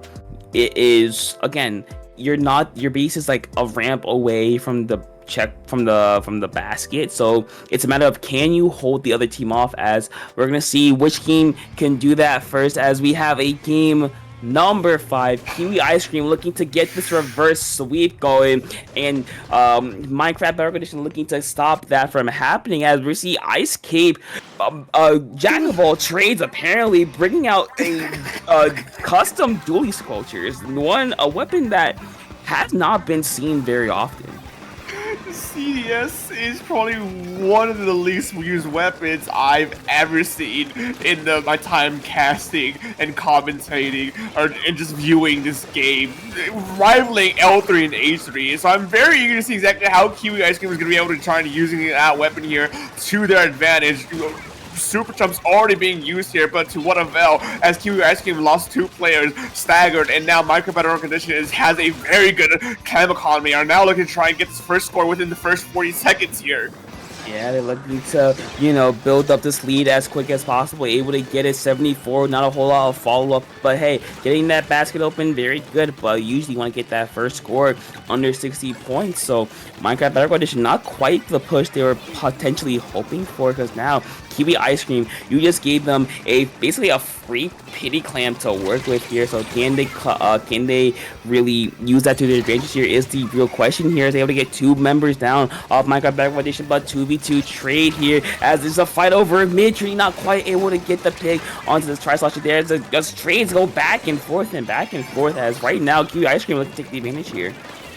Yeah, a lot of back and forth trades between these two teams. Minecraft Bedrock Edition slowly losing ground, slowly losing their own space and area to work with, as now they're just kind of huddled up under the clam basket. Kiwi Ice Cream using their specials to try and zone them out, trying to get maybe a cheeky pick or 2 so they can get their own push going. But one, unfortunately, you guys, it does go a little bit over eager here. The heavy area going down, and Minecraft Bedrock Edition just holds their ground, just making sure that Kiwi Ice Cream can't get close to the Power Clam basket, doing whatever they can, and it's successfully working here before CDS finally goes down. But 2 goes down for Minecraft Battle Connection, another 1 goes down for Kiwi Ice Cream. It's still a very back and forth game between mid here, but unfortunately Minecraft Battle Connection does go down. More players, and Kiwi Ice Cream gets their first Power Clan basket into the basket, and potentially even more in. Yeah, they get a lot of follow-up, 50 points remaining. Unfortunately, no one's able to go back there for the pity claim, but they don't quite need it there. 41, and possibly still going near to the CDS. Able to get 1 more clam in. Darius is going to be there. I believe that's Banana going to be there with a couple more clams. 35 points remaining, and you want to talk about a first push of a game. That is what you're looking for. A very, very good push there, down to 35 points remaining, but now you have to be prepared for the attack by Minecraft Battle Edition, as they're going to be here very quickly. 3 members are going to go down, and Minecraft Battle Edition strikes back really quickly. A very good response from Minecraft Bedrock Edition, keeping Kiwi Ice Cream off the ball almost immediately, and they're able to punish it as just as hard, taking the lead swap and getting a player after player after player. Kiwi Ice Cream struggling to keep up with Minecraft Bedrock Edition, but finally recovering here as the lead just got instantly swapped with a 6-point differential between these two teams. The final 2 minutes of this game, it is game number 5, match point 2-2. This can still go either way.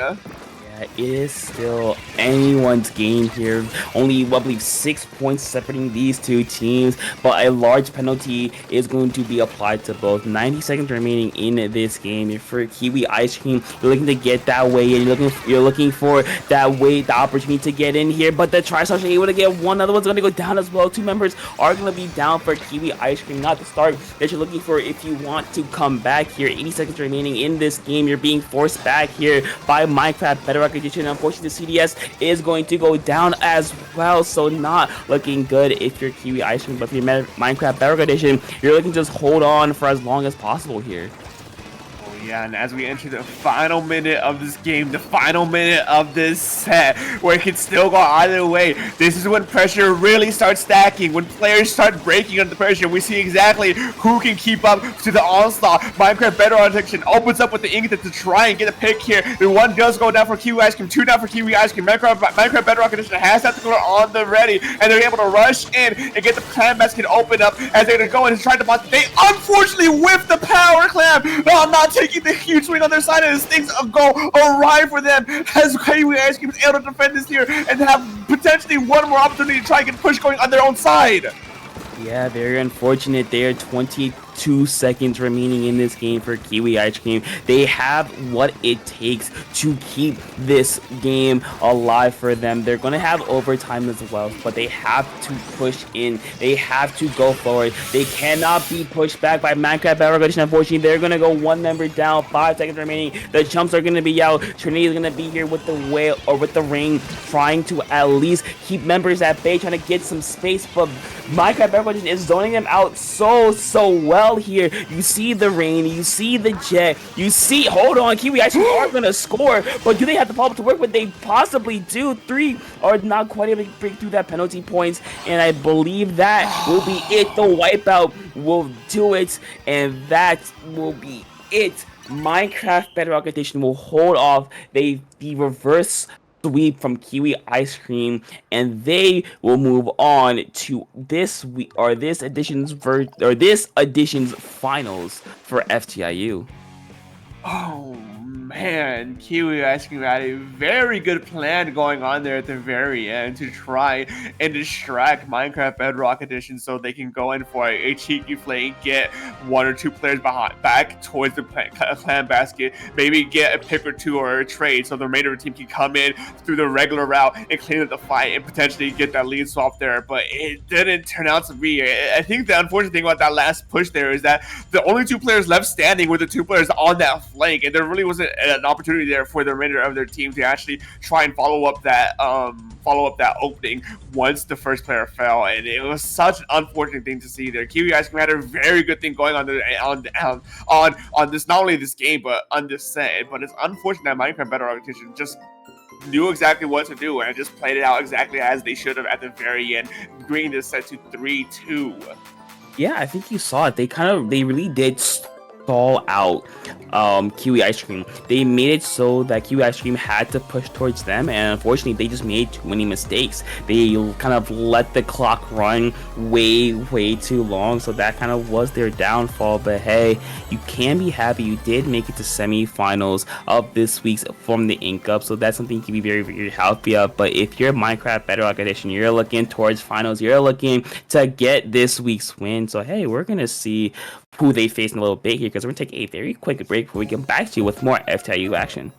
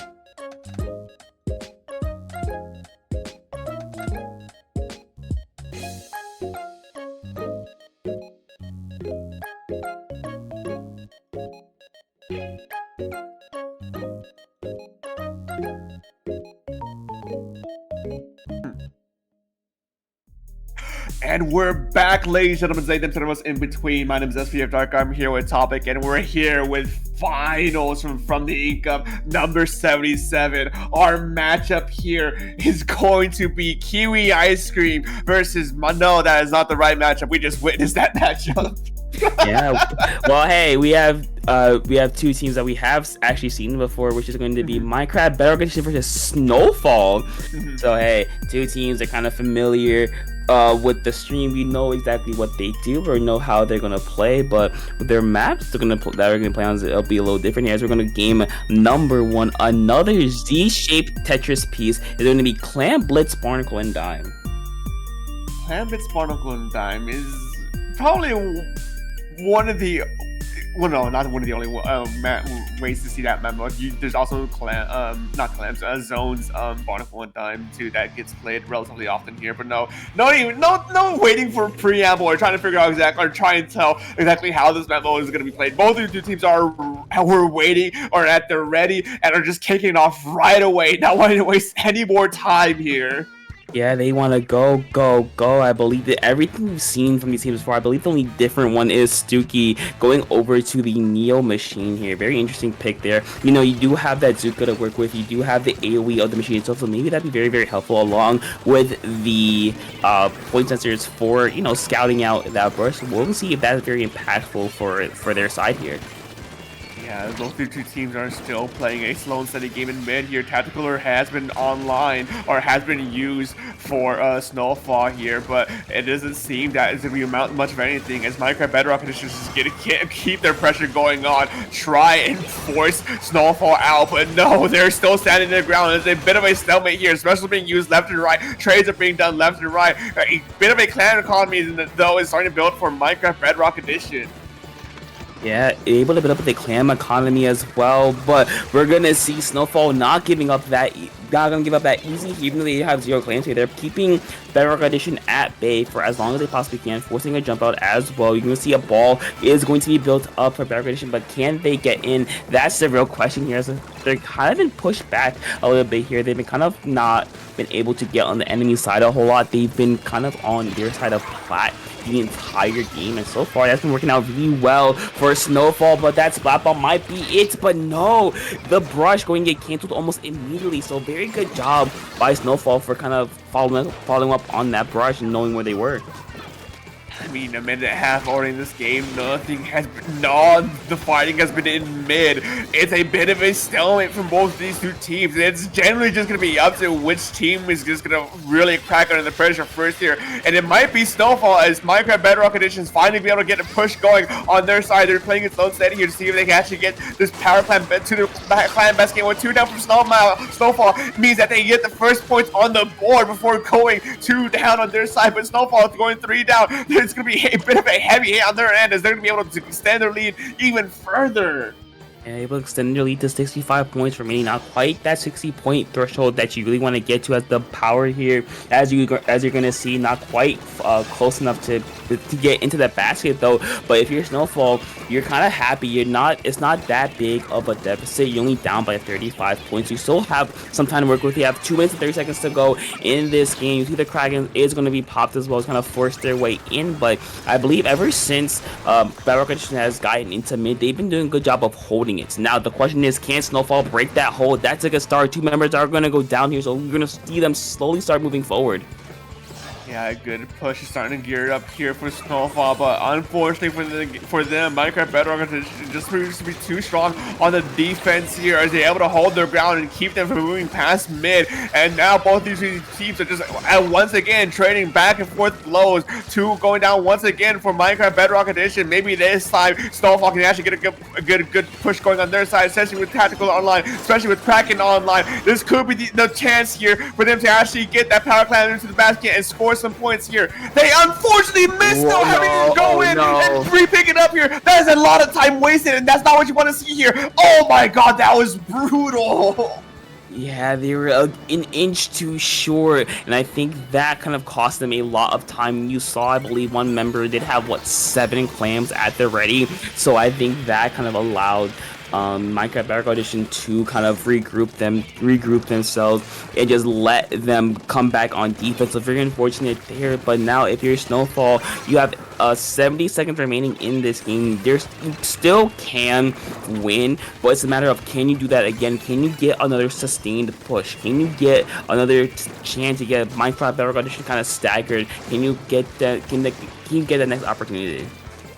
And opportunities are slowly dwindling down with the dwindling time. 50 seconds remaining in this game, and Minecraft Bedrock Edition is still holding strong in mid, as they have been for the majority of the game. It has to be up to Snowfall's positioning here, and for their plays here, just really trying to open them up. Specials are online for both sides, so it's going to be a matter of who can use them better here, as Tactical is online for both sides. William Bomb is thrown and gets impactful 2 picks here. This could be the swing they need to try and reclaim their potential lead here, as they're going to go in swinging, go in swimming with as fast as they can to try and get back to the Power Clan basket, as Minecraft Battle Rock Edition meets them once again to try and solve them out. 10 seconds remaining. Yeah, 10 seconds remaining, plus they have the pity, so the balls to work with. The Kraken's gonna go in looking for one. There's one ball going in. 2 points remaining, not quite able to get it. Jester's last going for the power clam, nor the pity clam, not quite able to get it. The jumper, hold on, they're not able to get it as well. So 2 points, 1 clam is going to separate these teams, and Minecraft Bedrock Edition will fend off Snowfall's final attempt, and they will win Game 1 a lot closer than they would have liked, to be honest. It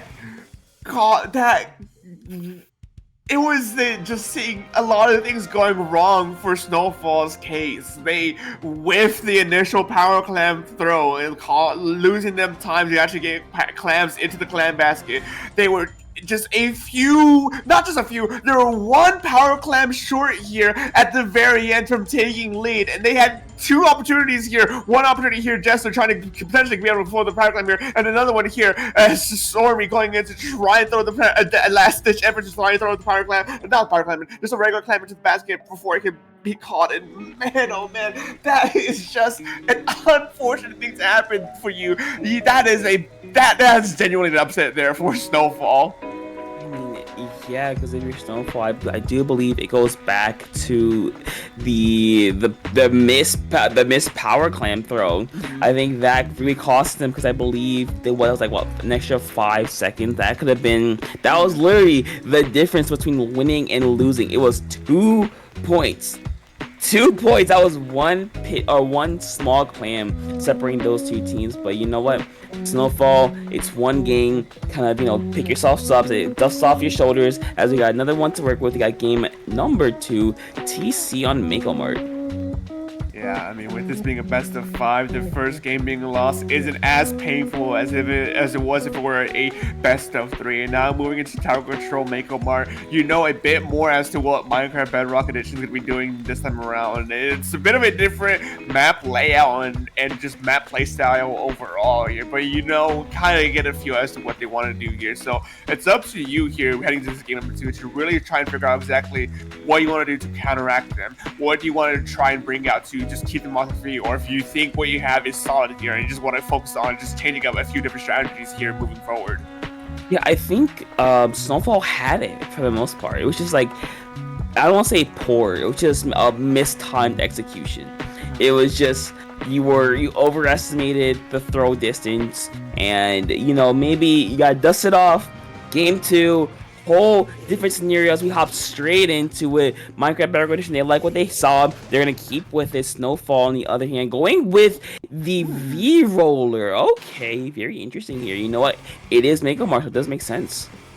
Yeah, the vanilla roller here, it doesn't really get played much at all, you know. Most people would rather have a Kraken on their side here, but the bubbler can definitely be an impactful special here, especially on tower control here. And as we see, both the two teams are just playing in a neutral game once again, just seeing exactly who's gonna be the first one to fall under pressure, who can crack, and under the elongated game of footsies here. And it seems that Snowfall is gonna be the first one to crack. The splat roller goes down immediately, and Minecraft Bedrock Edition is just gonna go quickly on the move, taking that tower and already putting it in motion.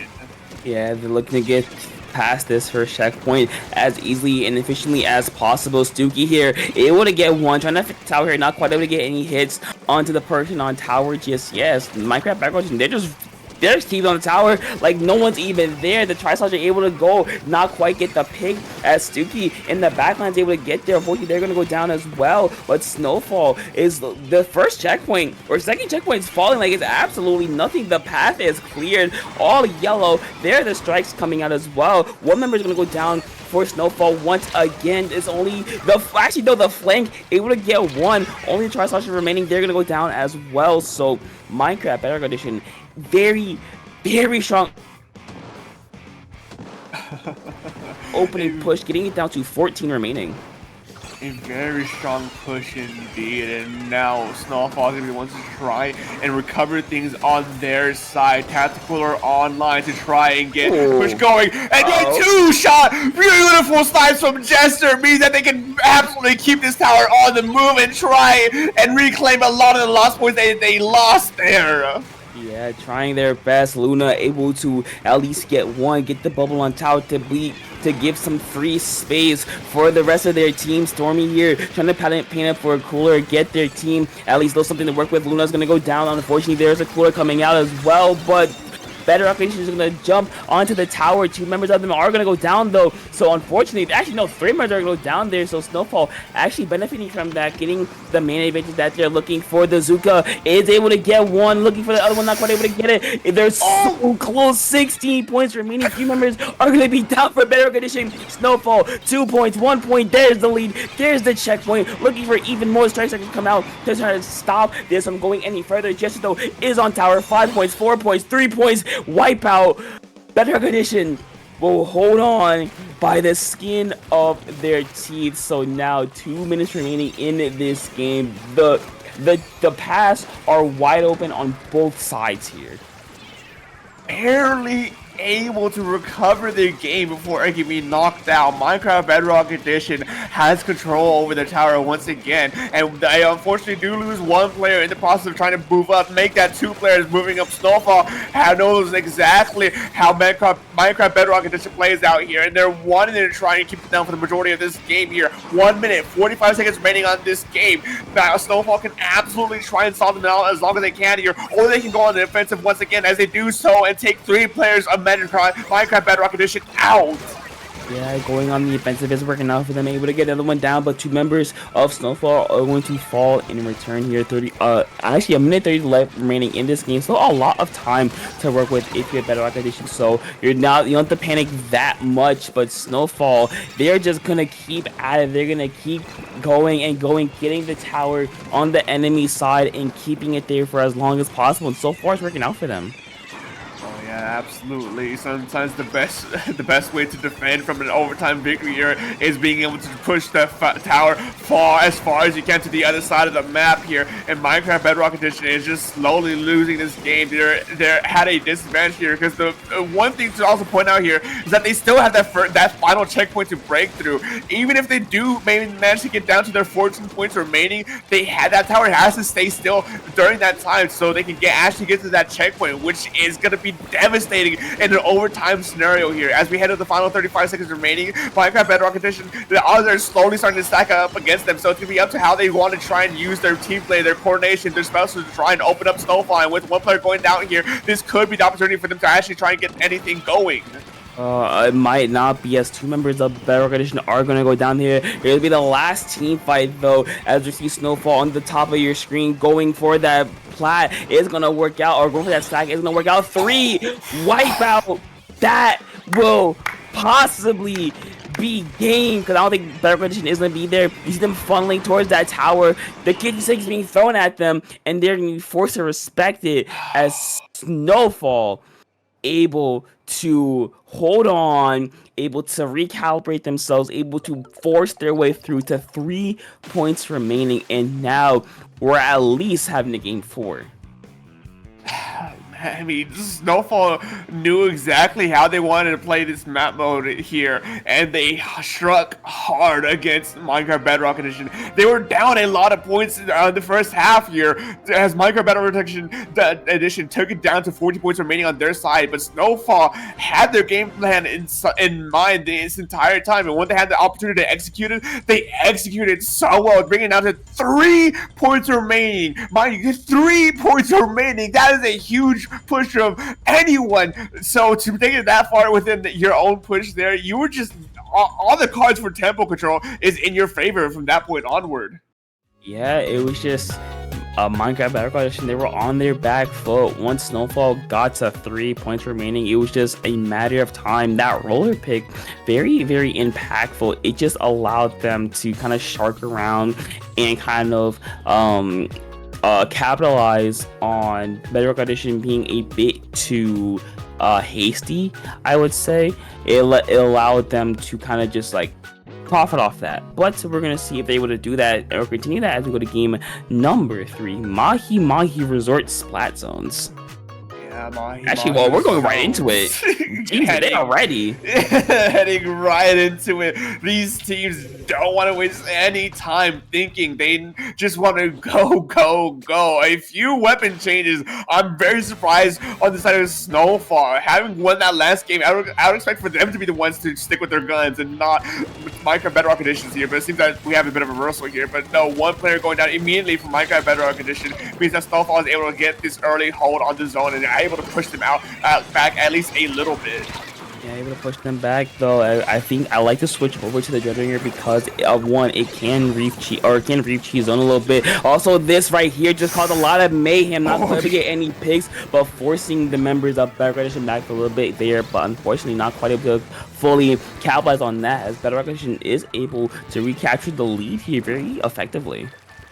Yeah, one thing I like to say about this map, most specifically, is typically whoever can get the first good hold on the zone, good hold on mid, can typically ride it all the way down to the 60-point mark, get those 40 points without any issue, and take it to the when their water level drops. And that's what Minecraft Bedrock Edition did. Even though Snowfall got their first zone hold, they didn't actually clear Minecraft Bedrock Edition out fully. And so now they're the ones who are at a disadvantage here, as Snowfall is fighting out here, man, trying to see exactly if they can get any lasting picks, any impactful picks here. 1-for-1 trade from both sides, as Snowfall backs up a little bit, regroups to try and see who can they attack next from Minecraft Bedrock Edition as they take the zone. Yeah, able to take the zone here, as Stormy's hammer will get canceled by the little sign there. Very unfortunate timing there, but Snowball able to recapture the zone. But Bedrock Edition are not giving up that easy. The strikes, the will, the jet, all of it is coming out to recapture the zone. Able to do that. Stormy is going to go down to the brush as well. So Bedrock Edition trying to recapture the zone once again, trying to collapse on the members of Snowfall once again. The brush trying to go in here, but you have to be a little bit worried, be a little bit cautious there. They're going to go down instead, but Bedrock Edition is able to eat through their penalty points, but Snowfall are not that far behind here, as they're able to possibly recapture the zone. Yes, they are. Yeah, a good zone flip here, and with not a lot of penalty points on the side means that they can actually just immediately start chipping away at their points to lower the point differential between these two teams. And special being online for Snowball means that they're ready for the offense incoming from Minecraft Bedrock Edition. Reef-Slider just being held on for as long as they can, used to try and make sure that these try strikes are canceled out. Punished immediately though from the Inkjet, the hammer coming in to try and create the space they need so they can punish that special two, but if recalls before it can be done. And in the midst of all that chaos, Snowball is able to take lead. Yeah, very, very close to be able to take the lead, but Bedrock Edition is able to recapture it very, very effectively here. You're going to see the Kraken coming out to at least stall for a little bit longer, looking for a pig, is not quite able to get it, forced back, forced to jump out, is able to jump out very, very quickly there, very good on them, but Bedrock Edition is able to recapture the lead once again, very back and forth game, 2 minutes to go left in this game, so if you're Snowfall, you gotta not panic, but at least, you know, kind of push the tempo a little bit. And they really got to do something now. There's only 15 seconds remaining. They've got one good team fight in and try and save this game alive for a little bit longer. The Reef-Slider goes in to try and take the zone here, but no, Minecraft Bedrock Edition was ready for it and turned to instantly paint over the zone and take this game 2-1 over Snowfall. Yeah, it was a very, very back and forth game. It really did come down to who had zone last. Unfortunately for Snowfall, Bedrock Edition just had the zone at the end there. You saw the Reef-Slider try to go for the zone there, but there was no follow-up. There was no one to kind of not protect the Reef-Slider, but to like follow up on the paint, on the damage. So that kind of got canceled almost immediately. So good job from Bedrock Edition to kind of fully utilize what Snowfall was trying to do, which kind of to zone cheese or reef cheese a zone. Not quite able to do it not as effectively as they possibly have wanted to do. But hey, if it works, it works. So if you're Bedrock Edition, you're feeling pretty good right now. You're up 2-1 in finals. If you're Snowfall, listen, it's do or die now. Oh yeah, absolutely. You're back to at the wall. Minecraft Bedrock Edition is at match point. If they win this next game, they're going to be crowned from the Ink Up number 77 victors here. And so you really got to pull out all the stops here. You have no other chance to just wait a little bit longer to see exactly what they want to do. You have to use every trick in your bag right now, especially on Museum Dolphantino Rainmaker. This could very well be the last time you get to try and fight out and win this victory here. You need to do whatever you can to secure the victory and at least take this to game 5 and play it out there. Yeah, well, I would expect for Minecraft Bedrock Edition to kind of keep what they've been going. It seems to be working really well for them. They know how to play it. They know what it does. They know the aspects of it. But if you're Snowfall, I think what happened there in that last game was that they got a little too they got a little overzealous. Right? They tried to go in like one at a time. They tried to solo hero play the zone, and that kind of was their downfall. So I think with this one, I think if they play more as a team, I think it'd be a very easy win for them. Yeah, it's definitely gonna be up to how you play around each other, because those just kind of throw in hero plays to make or last-ditch efforts.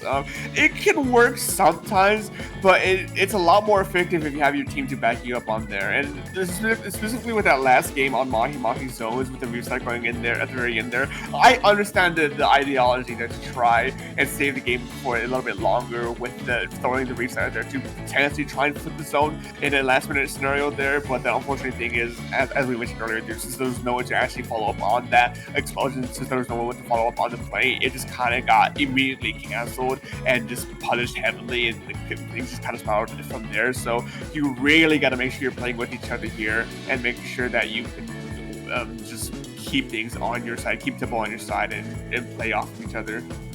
Yeah, the name of the game is follow up. If you're able to follow up all of those specials, especially the Reef-Slider, or able to follow up all the strikes, you can do a lot of damage. But enough talk. Game number 4, Snowfall's backs are against the wall. Minecraft Bedrock Edition looking to end this now as champions. We're gonna see what they decide to bring out this time. Luna going back over to the roller. So hey, if it worked before, it can work again.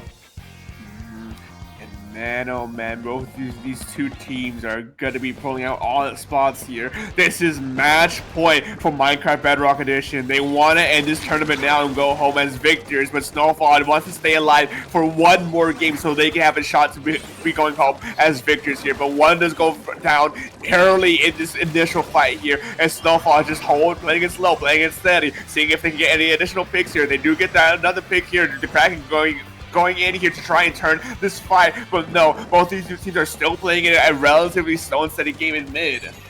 Yeah, we're back to neutral. 40 seconds off the clock. Neither team has decided to pick up the Rainmaker, looking for that good opening. Stooky trying to fight this Zuka.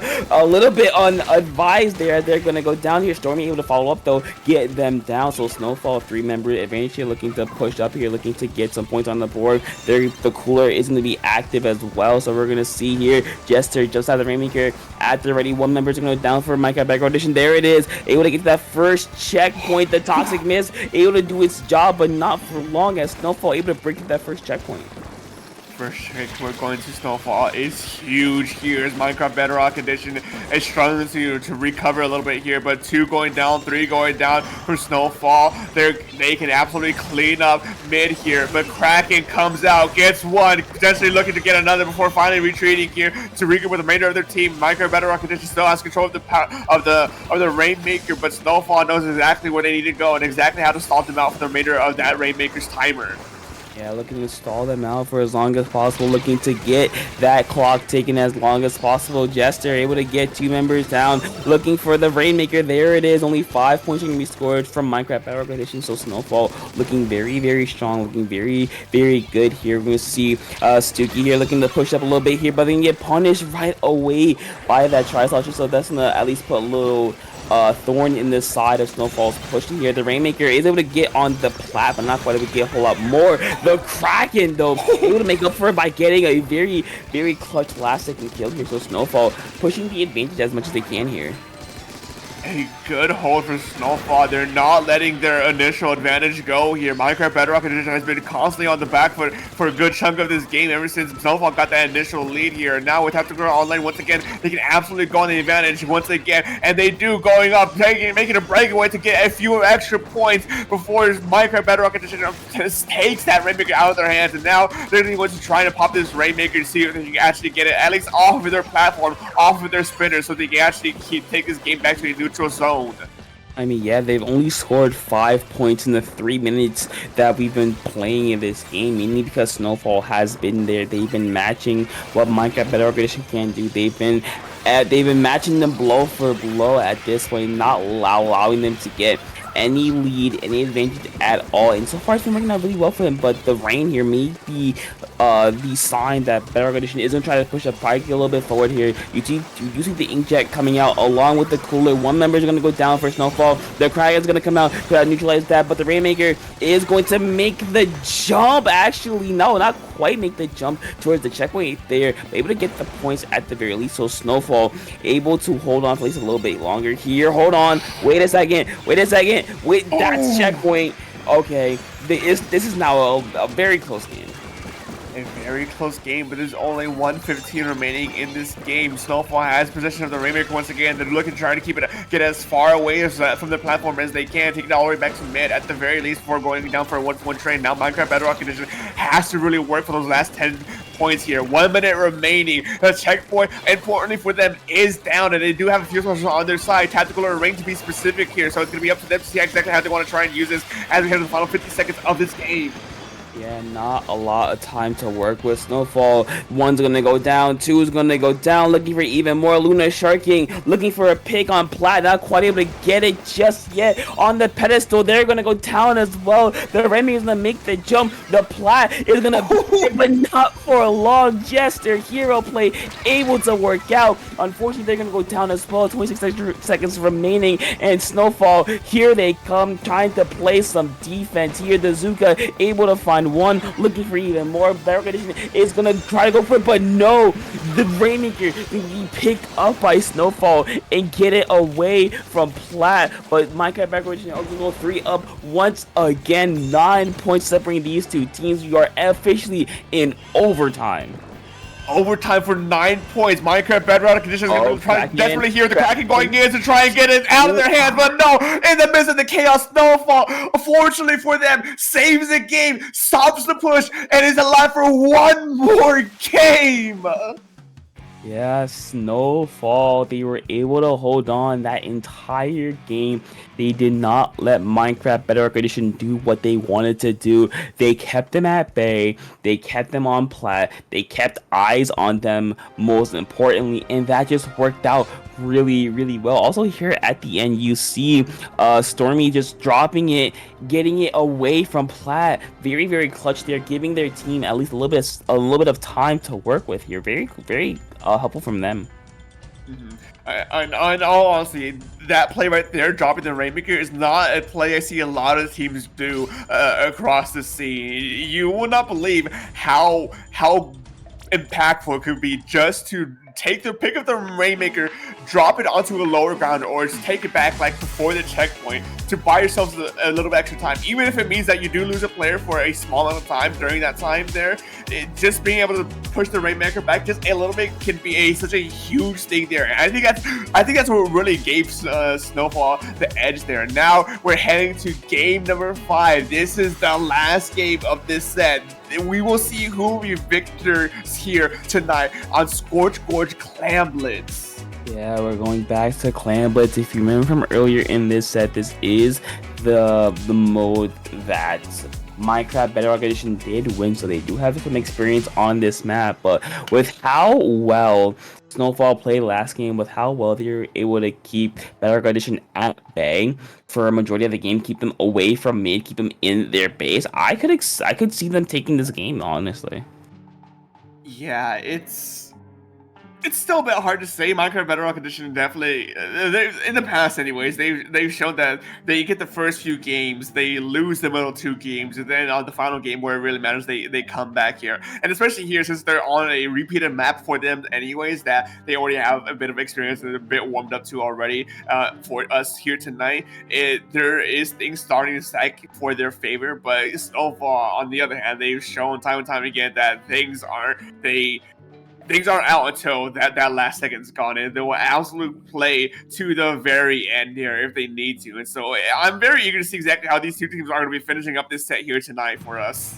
Yeah, last game of the last set of FTIU for this week. Minecraft Bedrock Edition, they like what they like. On the other side, unexpected actually, Luna going over to the Dapple Nouveau and Jester going over to the V Charger with the Ink Vac. So we might see a little bit of Vac cheese from them, but we're gonna see here as both these teams are locked in, they are ready to go.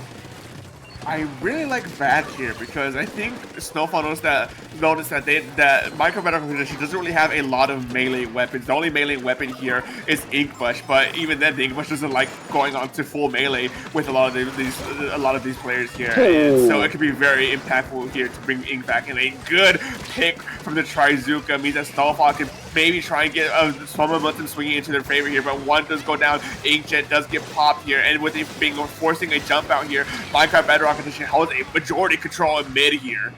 Yeah, they have a lot of mid. If you remember, Snowfall are going to go down. So perfect opportunity for the first points to be scored. There's a ball being made, but any follow-up, they have a couple claims to work with. There's 71, 68 with more on the way. 65 or 56 points remaining. Good job from Bedrock Edition to keep that clam going. The cleave that underneath. We're going to see here Snowfall able to stop them. Hold on, someone's in the back line.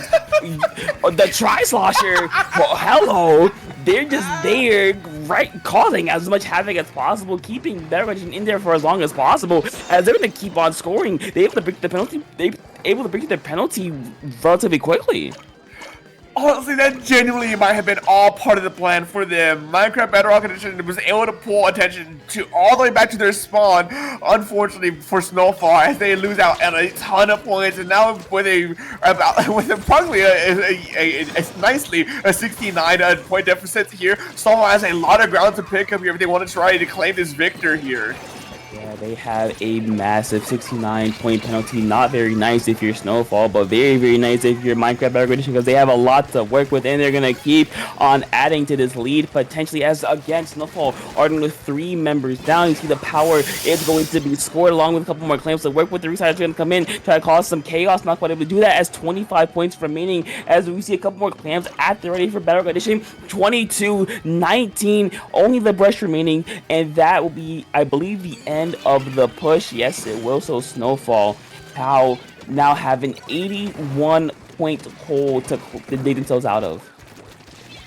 With 2 minutes and a half remaining, it's a very hard thing to try and fight through. This fight here is going good for them. The 2 picks here from Stooky means that they can probably try and get a momentum sort of going in their favor here, but no, it seems that they're still trying to play it slow and steady, not knowing where the remaining members of Minecraft Bedrock Edition are exactly just yet. They choose to jump out, play it safe, play it slowly, so they get a surefire hit rather than trying to go in for a haymaker hit.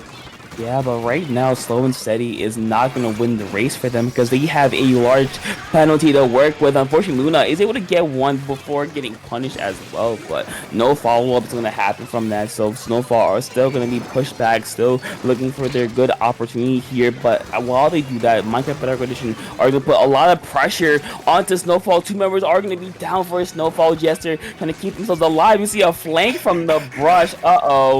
Uh-oh, watch out behind you. There might be a brush in your midst. There's 1, there's 2, looking for even more, looking to jump back, try to keep this from happening. 16 points remaining, lose 2 more clams, 10 points remaining, 4 clams away. There's a couple more, looking for, that's it, that might be it, that's gonna be it. And Minecraft Bedrock Edition, very surgically, very strategically able to dissect the defense of Snowfall and find their way through, as they will be your winners of this set, and they will be crowned your From the Ink Up number 77 winners. I mean, what can be said about this last game?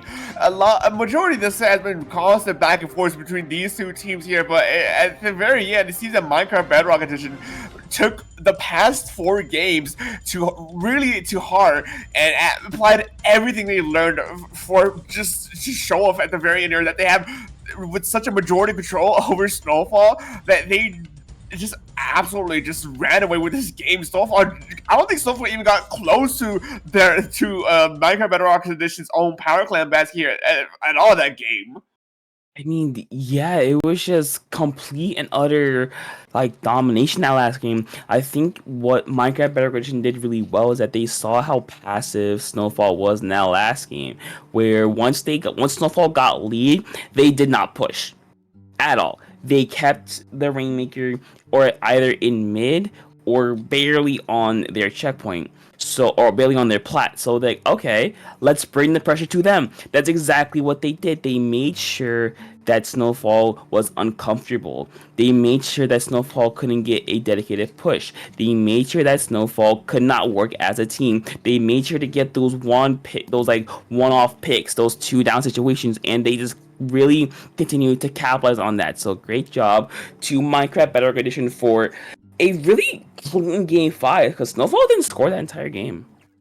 Yeah, I mean, Minecraft Bedrock Edition, you gotta be proud of the work you did in the last game. Really just utterly controlling a majority of that game without any issues. And for Snowfall, it stings a bit here to lose at this point of the bracket, but sometimes it's part of the game, and you really got to use that feeling there to fuel yourselves forward and keep using it, keep trying it, and keep improving, so you can be the ones to dominate on your own grand finals match next time around. But man, oh man, what a set that was, and what a night it has been. A lot of these sets have been extraordinarily entertaining to watch, but with that being said, all good things must come to an end, unfortunately.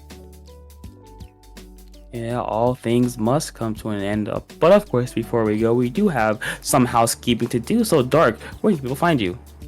Oh, you can find me at SPF Dark at most social media websites, but more often than not, you most likely hear my voice time and time again across the many organizations we have here in the community, either here at Under Pressure, Splatoon Tourney, Dapple Productions, IPO, CCA. I'm literally all over the map, so you'll most likely hear me time and time again. And Topic, where can they find you, buddy? And you can find me over on Topical 2, mainly on Blue Sky, but also on Twitter as well. And just like Dark, you also hear my voice pretty much everywhere. All the orgs he mentioned as well. So yeah.